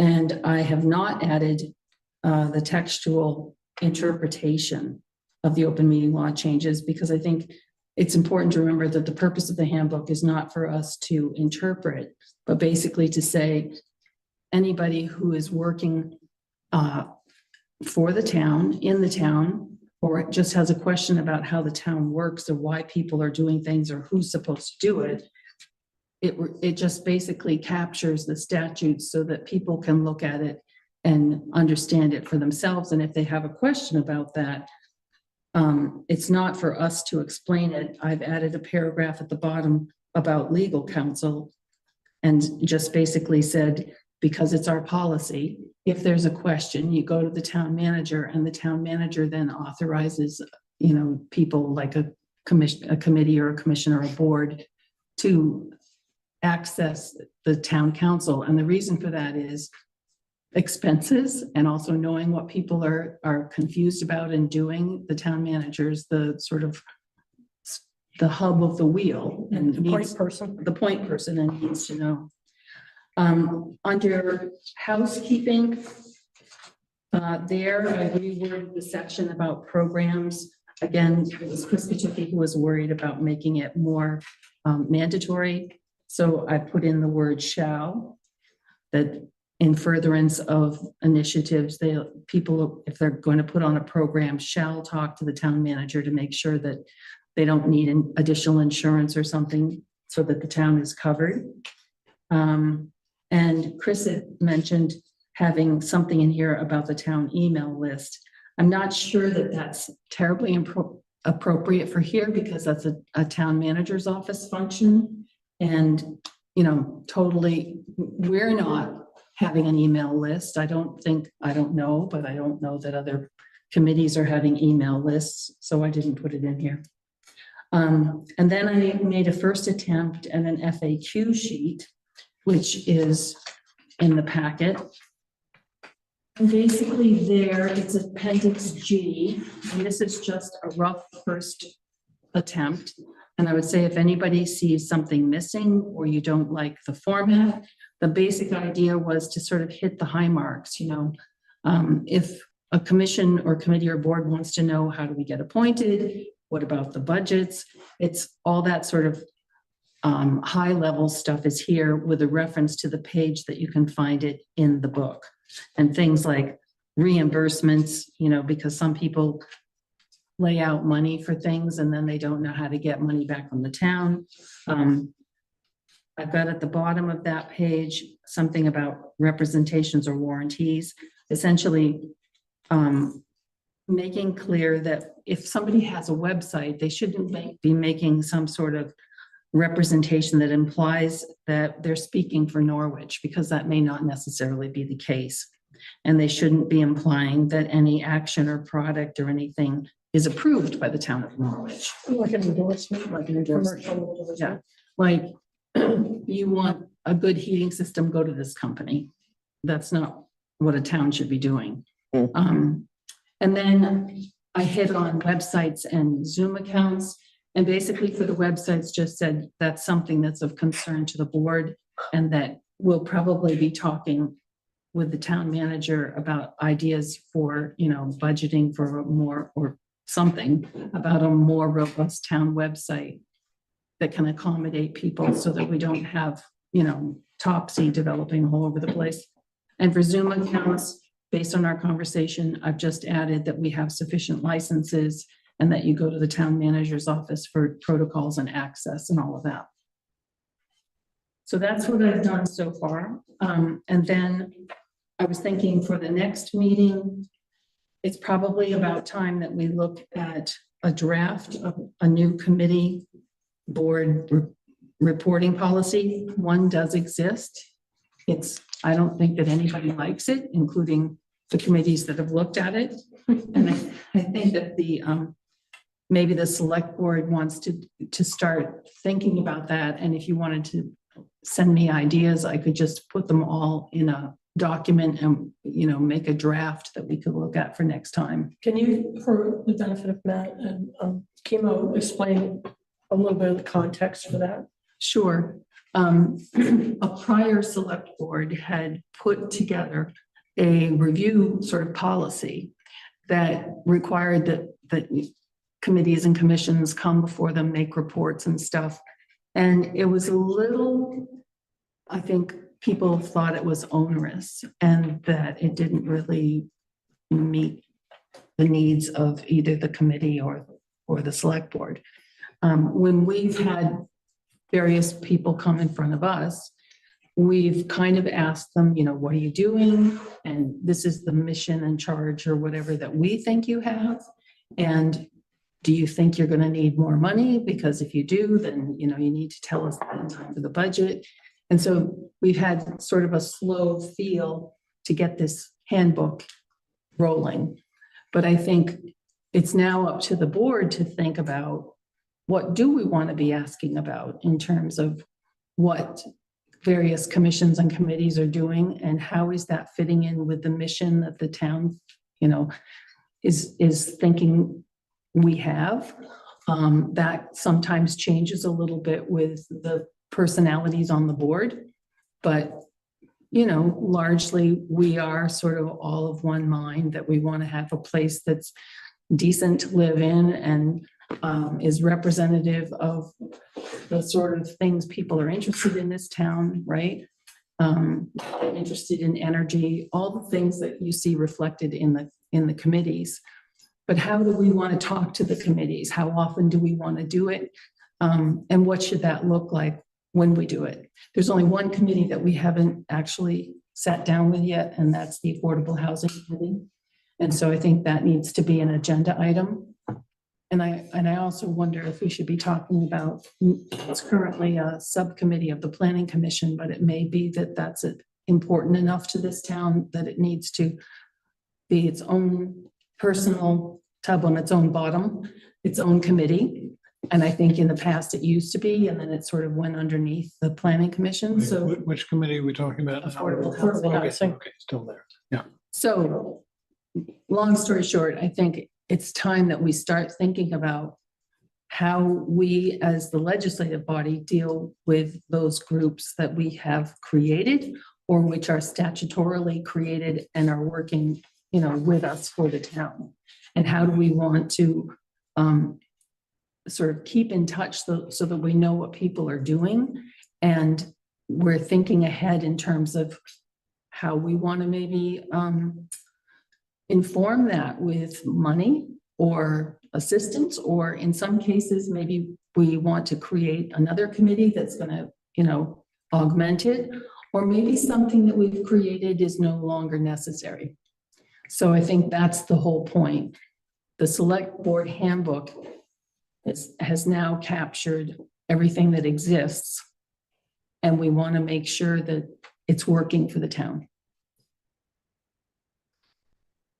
I think that's going to be a very good question. That might be one where we want to write memos again of how it would work, you know, and then even be the devil's advocate and say, well, don't you know what's going on from the minutes? Or are there certain red lines that we don't want a committee to step over? Like, you know, sometimes the websites, you know, the Trails Committee was pushing Dial Mountain for a while, and it just became hugely popular and created parking issues and safety issues. So things like that, sort of red lines that are just unintended consequence sort of things. But we didn't know about it until people came and said, hey, do you know what's happening? Exactly. Yeah. So, but how to do that so it's not onerous? We're going to take a little thought, I think, because you can sort of track somewhat by minutes, but it's not the whole story. You know, it's like where do we need to step in with a new policy? How would we know? Or, you know, or there's some wonderful idea bubbling up from underneath. I always think there's something coming up from underneath that's real interesting. How to allow for that. So,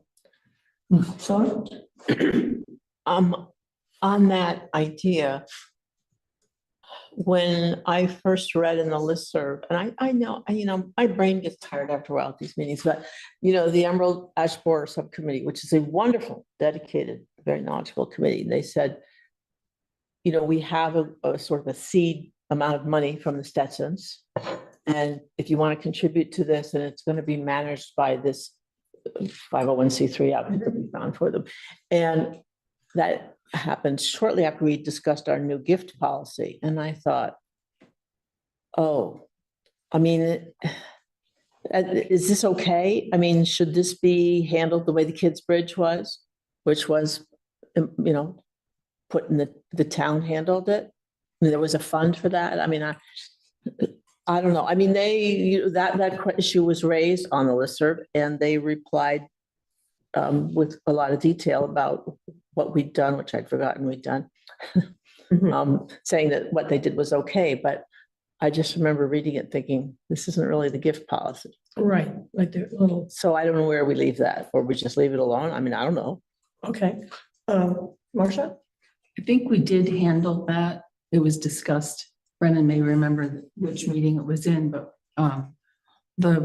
that idea was blessed by the select board. Right. But I think, everything you have to sort of look through the framework and see, does this fit the model that we've created or doesn't it? And I think even if we hadn't done something already that had blessed this procedure, I don't see that particular activity as a gift, because we don't even know if we're going to get any value from it. Some people are putting some money in a third-party place to buy some inoculant to put in trees that they hope will work. If it works, the town, doesn't have to cut down a tree. If it doesn't work, then the town is out the money to cut down the trees that we were going to have to cut down anyway. So it's, in terms of a gift, it's not what I was thinking about in terms of somebody says, here's a great white elephant. Would you like to have this? Because it'll be a nice thing to have in the middle of the town square, and you only have to build a building to put around it and make sure that it's, it doesn't dissolve because it's made of whatever. That's the kind of thing that you don't want to accept, right? Right. But this didn't seem to meet that criteria, but I think it's moot because we'd already dealt with it. Yeah. Any other? Related to the committees, is there a meeting of the chairs to share information, have a chance for the select board to establish priorities or standards? Would that be useful? All the chairs all together in one room, or one at a Yeah, time? no, all in one room, like a cabinet, I had mentioned that at one point, and I don't think that there was a lot of warm Enthusiasm? and fuzzy enthusiasm, Wonder but why? I don't know. Well, We could serve cookies.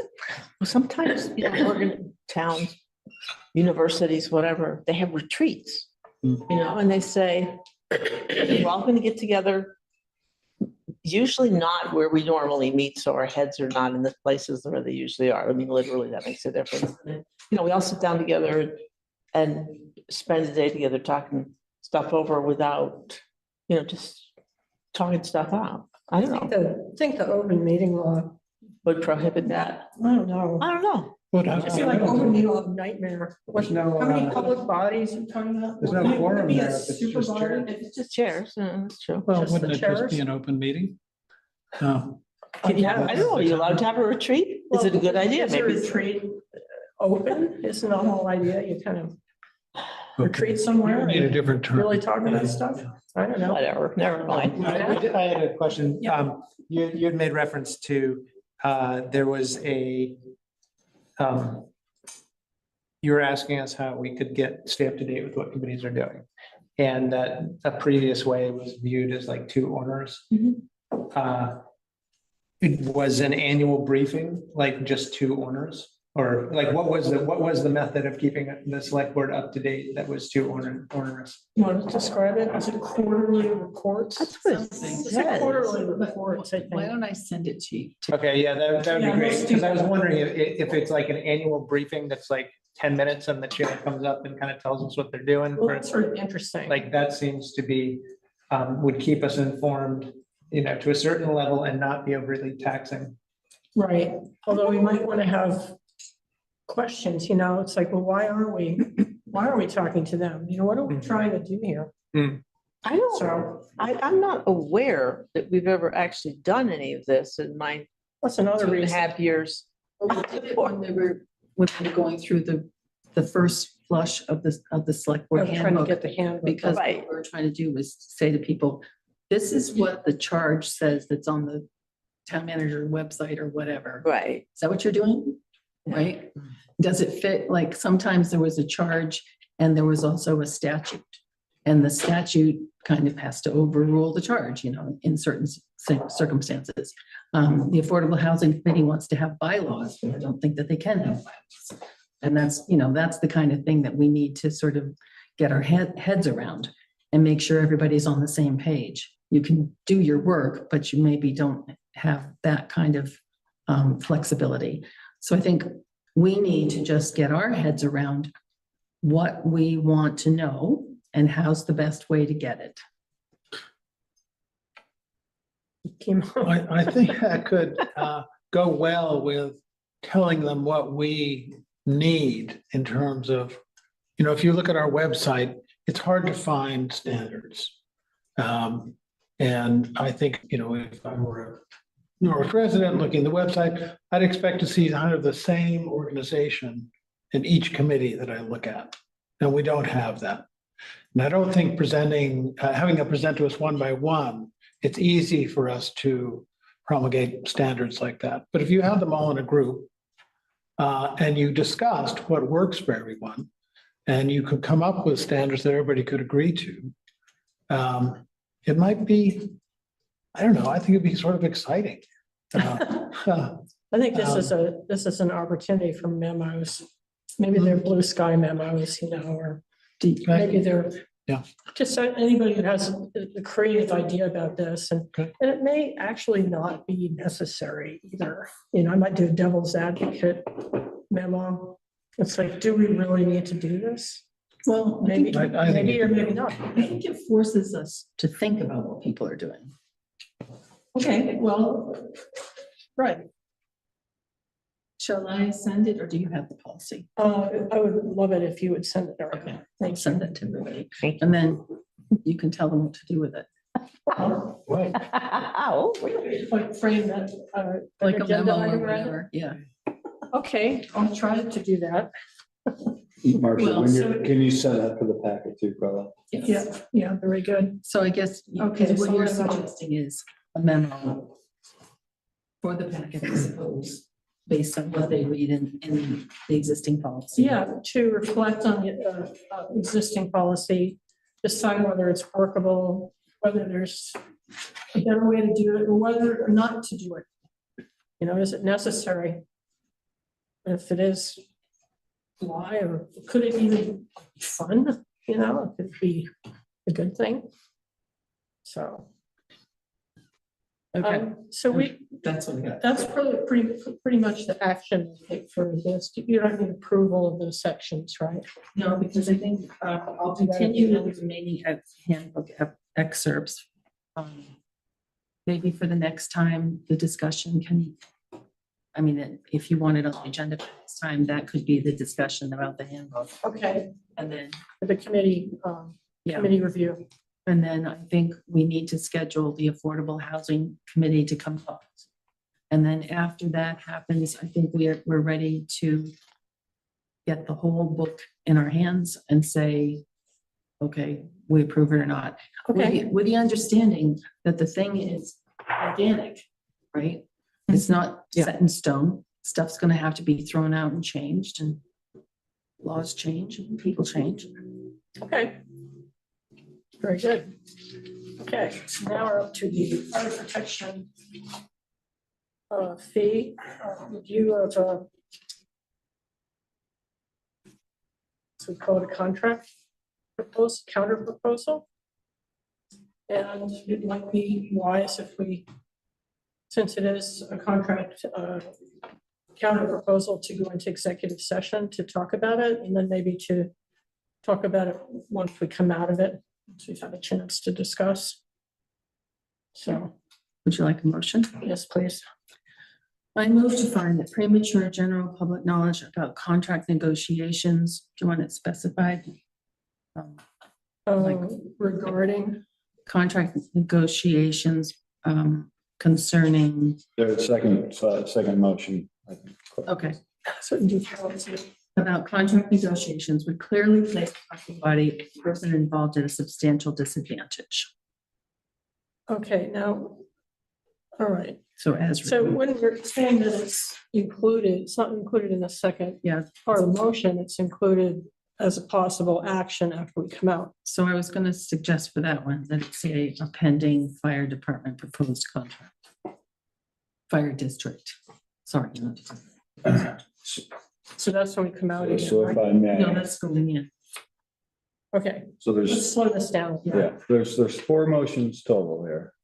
The first one is that there's premature knowledge which would place the town at a disadvantage. That's why an executive session would be considered. The second one, on the top of the second page, is to move to enter the executive session and consider a pending contract and invite the town manager and the fire chief. So that would be the actual reason for entering this executive session. And I was just gonna suggest. Is that it specific we say- enough? Right, a pending fire district proposed contract instead of just a pending contract. I think so too. For the second part. Yeah. Okay, So the first one I've made. A second. could you read the first one again? Sure. I move to find that premature general public knowledge about contract negotiations would clearly place the public body or a person involved at a substantial disadvantage. Is there a second? Second. Okay. Let's have a vote. Marcia, how do you vote? Yes. And Kibo? Yes. Priscilla? No, Matt? Yes. And I'm a yes. And we have the second one. I move to enter executive session under one VSA section 313 small a 1 capital A to consider a pending fire district proposed contract and invite the town manager and fire chief. Is there a second? A second. Okay, let's go for voting. oh, can I Just just, discussion? yes, please. Okay. I don't know why this requires an executive session. I don't know why, I mean, this thing that, we got is, I don't know, it doesn't look like a contract to me. It looks like a memorandum of understanding. And I just fail to understand why we're not more collegial in reaching out to the fire district and including them in the discussions that we're having. And that grieves me. Okay. Thank you. Any other comments or discussion? Is there comment? I have my hand up. Sorry, Cheryl, go ahead. Thank you. Can you hear me okay? Yes, go ahead.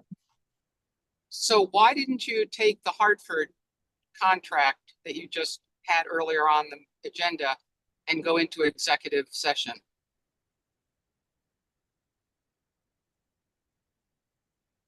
Well, There was no negotiation. there was no negotiation, I think.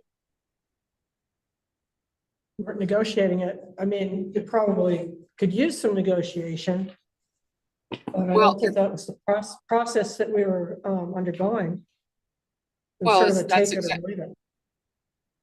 Well, shouldn't you go into executive session to discuss the idea of negotiating it and all? I mean, that seems like what you're doing on others, or at least the fire district. So it just begs the question of why this and not the others.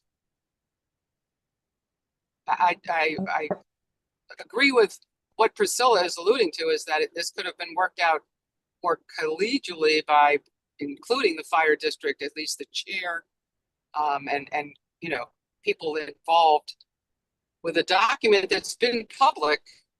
It's gone through emails, it's been in public. So I don't know why it's not in a packet. It was passed to the town manager and Matt Sweat long ago in an email exchange. Okay, thank you, Cheryl. Marcia, do you have a comment? Well, I think you think about the kind of contracts that we're talking about, and we don't have to justify why we want to talk to our employee about a contract, but the Hartford one is more of a contract of adhesion. This is not, and that's the difference. Okay, so Marcia, you just threw out a technical term, contract of adhesion, You don't, and I'm not sure what that is. it means basically that there's no negotiating. You say, yes, I'll do it, or no, I won't. Okay, so it's what And it's he said, year what I later. said, there's a technical term, okay. Are there other comments or questions? I mean, I think this came up last time, and one of the answers was, and I guess it's the legal one is what Marcia was saying was that if the select board members say we would go with this number, but we'd be willing to like go this high, you know, that would put us at a disadvantage. Like if we're talking about what we might pay for fire, for hydrant rentals, and we might say, you know, we pay $10,000, we'd like to, but we'd go up to 15, you know, having that in open comment would put us at a disadvantage. And that's like the simplistic way of looking at why we would go into executive session. I was thinking about the union negotiations, and when we went through that, it's just common that the two parties discuss in private, well, it's not executive sessions, union, but they discuss in private, and then they come together and say what their position is, and then, you know, the other side says whether or not they agree with it. To me, that's a negotiation, and that's what we're trying to do in this case. So. Right, and I'm pretty sure I remember Brendan saying in the last meeting when this was raised, was that he pointed out that the fire district went into executive session to create this proposal. So we're not like doing something that's completely out of the blue or modeled by the other side of this discussion.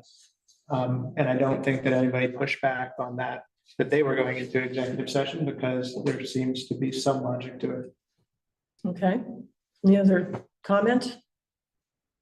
All right, I think we were about to vote. So, Marcia, how do you vote? Yes. Chemo? Yes. So, No. Matt? Yes. And I'm yes. I'm entered 8:47. Recording stopped. Can we use that? Yes, right.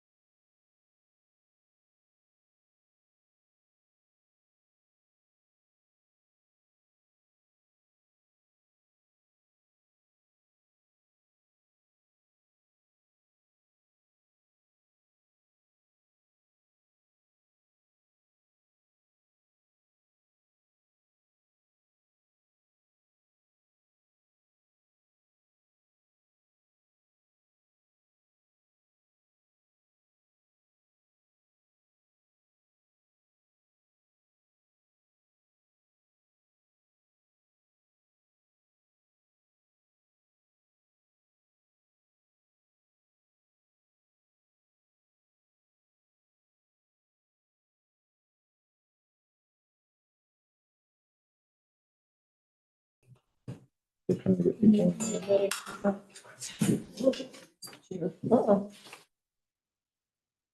What time did we go into executive session? It was 8:47. Okay, we all set? Yeah, Recording in progress. We are. Could I have a motion to enter public session? I moved to enter public session. In a second.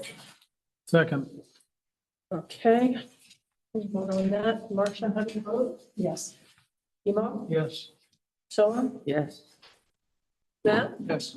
And I'm a yes. Okay, and we are entering at 10:08. Is there a motion? Further motion? I move to authorize the town manager to submit the town's counter proposal to the chair of the Norwich Prudential Committee. For a second? Second, Okay. This will vote. Marcia, how do you vote? Yes? Emo? yes. Silla? I wish to be recorded as recusing myself, not just abstaining, but recusing. Okay. Matt? Yes. And I'm a yes. Okay. Now we will move on to approving the minutes, May 28th, 25. We proposed changes, amendments. Just Jan Lasper's name is spelled Jaan, Jenny. Yeah. Okay. Great minutes. Oh, minutes are fab. Okay. And another for this? Yeah, item 9, paragraph 3, last sentence should be amended to add the words by statute. The planning commission is also allowed to do certain things by statute. Okay, Jenny, do you have that? Yeah, okay. All right, could I have a motion? I move to approve the minutes for May 28, 2025 as amended. May I have a second? Second, Okay, let's vote. Marcia, how do you vote? Yes? Kimo? Yes. Priscilla? Yes. Matt? yes. And I'm a yes. Okay, and we have the AP warrants. Would someone like to move them, please? I move to approve AP warrant number 1325 in the amount of $173,595.67 to be paid from the general fund. AP warrant number 1317 in the amount of $41,460 to be paid from the expense emergency reserve fund. AP warrant number 1319 in the amount of $46.98 to be paid from the Main Street Flags Fund. AP warrant number 1324 in the amount of $39.62 to be paid from the general fund. And AP warrant number 1323 in the amount of $79 from the general fund. Is there a second? Second, Okay, we'll vote. Marcia, how do you vote? Yes. Kimo? Yes. Priscilla? Yeah, although I noticed a bunch of things are, will post as prepaid expense until next year, which, I don't know, I'm sure there's a good bookkeeping reason, but I don't know what it is. Oh, is that a yes or no or maybe? It's fine. Okay, I'll take that as a yes. Yeah. Yeah, yes. and I'm a yes. Okay, we have receipt of correspondence. There's lots of correspondence. We had the historic memo from 1/20/21, concerning the resignation of the Finance Committee. From Kevin Maybe, condition of the boat ramp across from Linda Cook's house. Alice Werble, concerned about increased signage around town. Jenny Barba, supporting dogs off leash and friendly, other than an athletic event. Jan Losberg, notice of the Norwich Planning Commission zoning revisions, public hearing. Priscilla Vincent, questions for the finance department about the hold harmless account and the ambulance service costs. Quite a few from Chris Clement, a lot of back and forth with the town manager and town council, and those 17 pieces of correspondence that to do with getting a police report about dog incidents, and another piece about the procedure for the contract amendment executive session from 10/9/24. Brennan Duffy, kind of a call for civil discourse on the listserv and select board packet materials. Lee Trainman reported that there are 11 unlicensed dogs, 7 with expired rabies vaccination certificates, but 576 dog licenses have been paid for since January 1st, 2025. What do we do with this information about the people who haven't licensed their dogs? I think it has to be. She has to send it. I know she has to send it to us, but what What happens? action? I guess they just get their names in the. We send them fines? We Had had, some comments about that? the select board can take action, but Yeah. we don't have to. Did you want to comment on that? Yeah, I was going to comment on 2 things, but I'll start with this one. I think this is a great example of what's the problem with our current animal policy.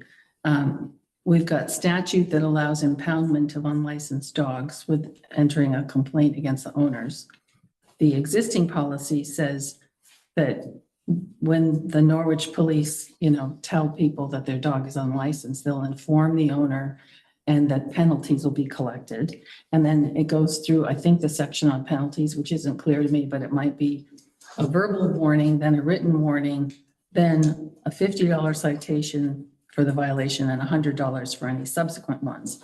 So at this point, we could say, thank you for telling us, Lily, which means that we've got dogs out there that we don't know if they've had their rabies certifications or they haven't. Or we could assess penalties as provided in our existing policy, or we could go to statute and impound the dogs, which I think is sort of, more than we would want to do. Yeah. But I do want to know that dogs in this town have had rabies shots.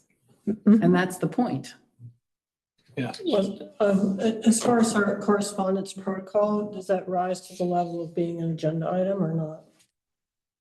I think it does. I mean, For next time? We'll just put it on for a future.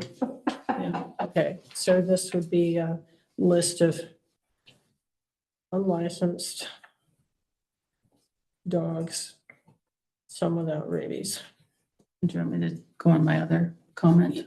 Yeah, and I also have other pieces of correspondence, but yeah, you want to do your comment and then I'll do the other correspondence. Okay. So correspondence is another form of public participation in open meetings. And at one point in the past, we were asked about whether a committee could refuse to accept correspondence. And we made a distinction, I think, at that time, that if they were abusive or inflammatory versus simply representing a different opinion, that would make a difference.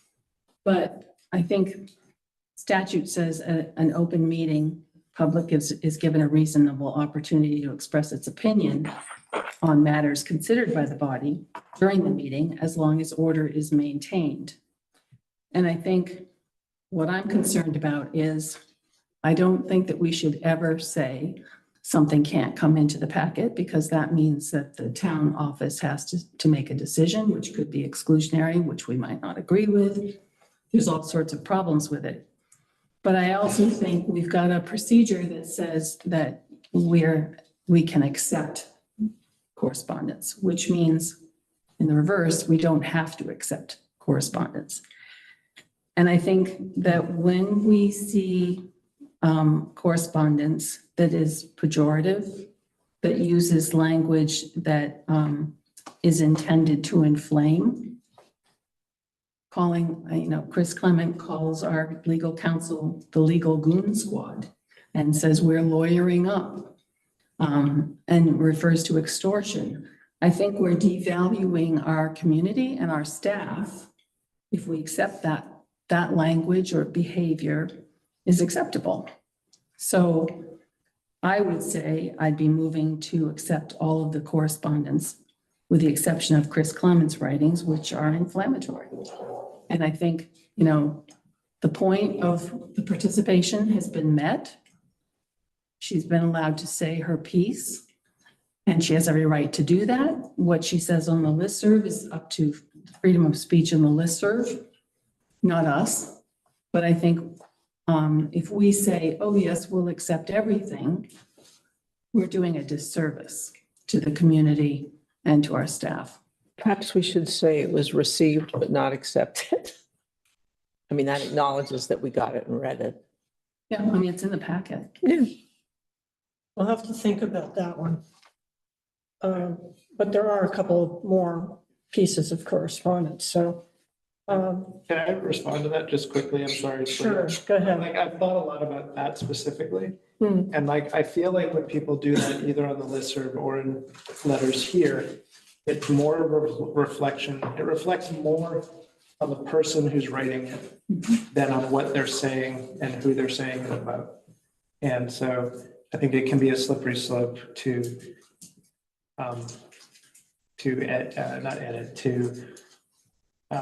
for us to pass judgment on it. Whereas like I read it and I'm thinking more that it speaks to, you know, who the writer is and where in the place that they're at than anything else. I agree with that, but do we accept it? Yeah, I guess I agree with you. I'd like to think about it a little bit more because it's an interesting point. I also think that, the situation went back and forth, was unpleasant, and there were unkind things said.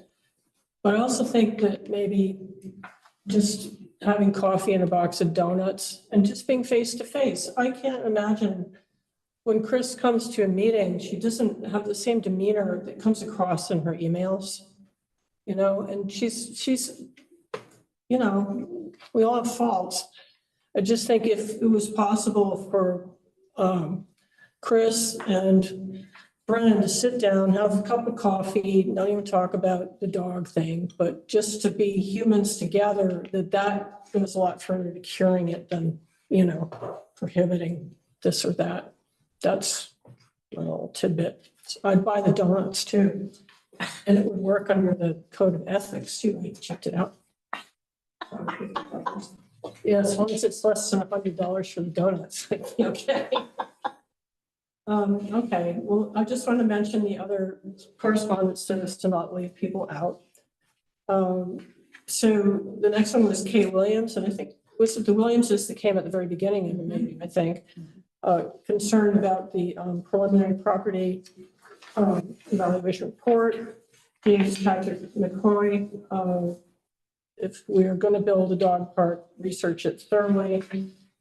Katie Crouch supports off-leash dogs when sports teams are not playing. Chris Katuki had his memos supporting changes to the Selectboard Handbook. Betty Barba, off-leash dogs are a valuable experience doing that, doesn't like the dog park. Cheryl Lindbergh objected to the arrangement for Emerald Ash Borer tree treatment fundraising. And Cheryl Lindbergh requested police presence during the hearings about the assessments.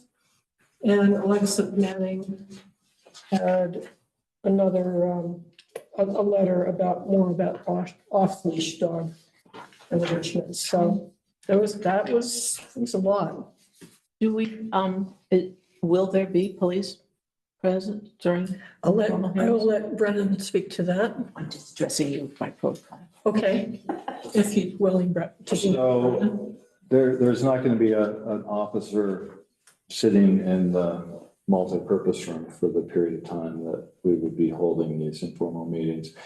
But I did chat with the police chief. I think he had reached out to Cheryl Lindbergh as the complainant of whatever phone call she received to try to get more information about that and whether, you know, exactly why she found that call to be concerning to the point of putting this into the packet as a request. And I don't believe he's heard any further information about that. He has rescheduled the police force so that we will be assured there is always going to be an officer present in town on duty during the periods of time when these hearings will be held. And the advice will be, if there's ever an issue in this meeting or any other meeting where something becomes uncomfortable or to the point where you're feeling this is an unsafe situation, immediately call 911. Our officer will be notified and they'll respond immediately. So I think that's the best we can do at this point as far as kind of responding to a concern, but also the realities that we can't just assign someone to sit in a room for 8 hours a day for 3 days. So that's our plan at the moment. Did that answer the?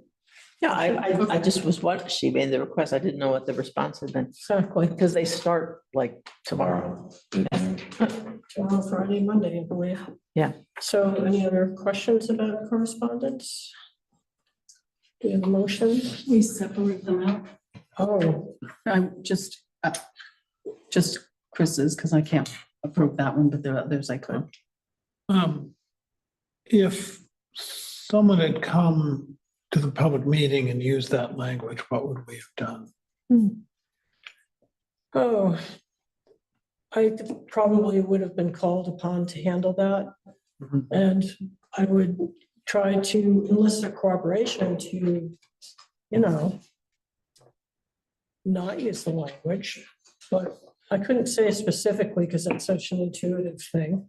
I'm just wondering where we need to use the same standard, right? If it would go in the notes. Well, I don't know. I mean, that was one of the subjects of my chat with Mary Erdai, were people who came through on the Zoom platform. Is that your you're the chair? She's the in chair of Hartford? the Hartford Thank you. Select Board. And so that have had citizens come through on the Zoom platform and swear at her, okay, that are quite rude. So, and I didn't witness how she handled it, but she found it very frustrating because, we'd like to have a, really civil discourse. This is our civic space where we're trying to work out what we're going to do about our town. So, I suppose you can call for it. You're not always going to get it. Well, But in the past, when we've had some difficult things here, I remember a particular one where someone was saying,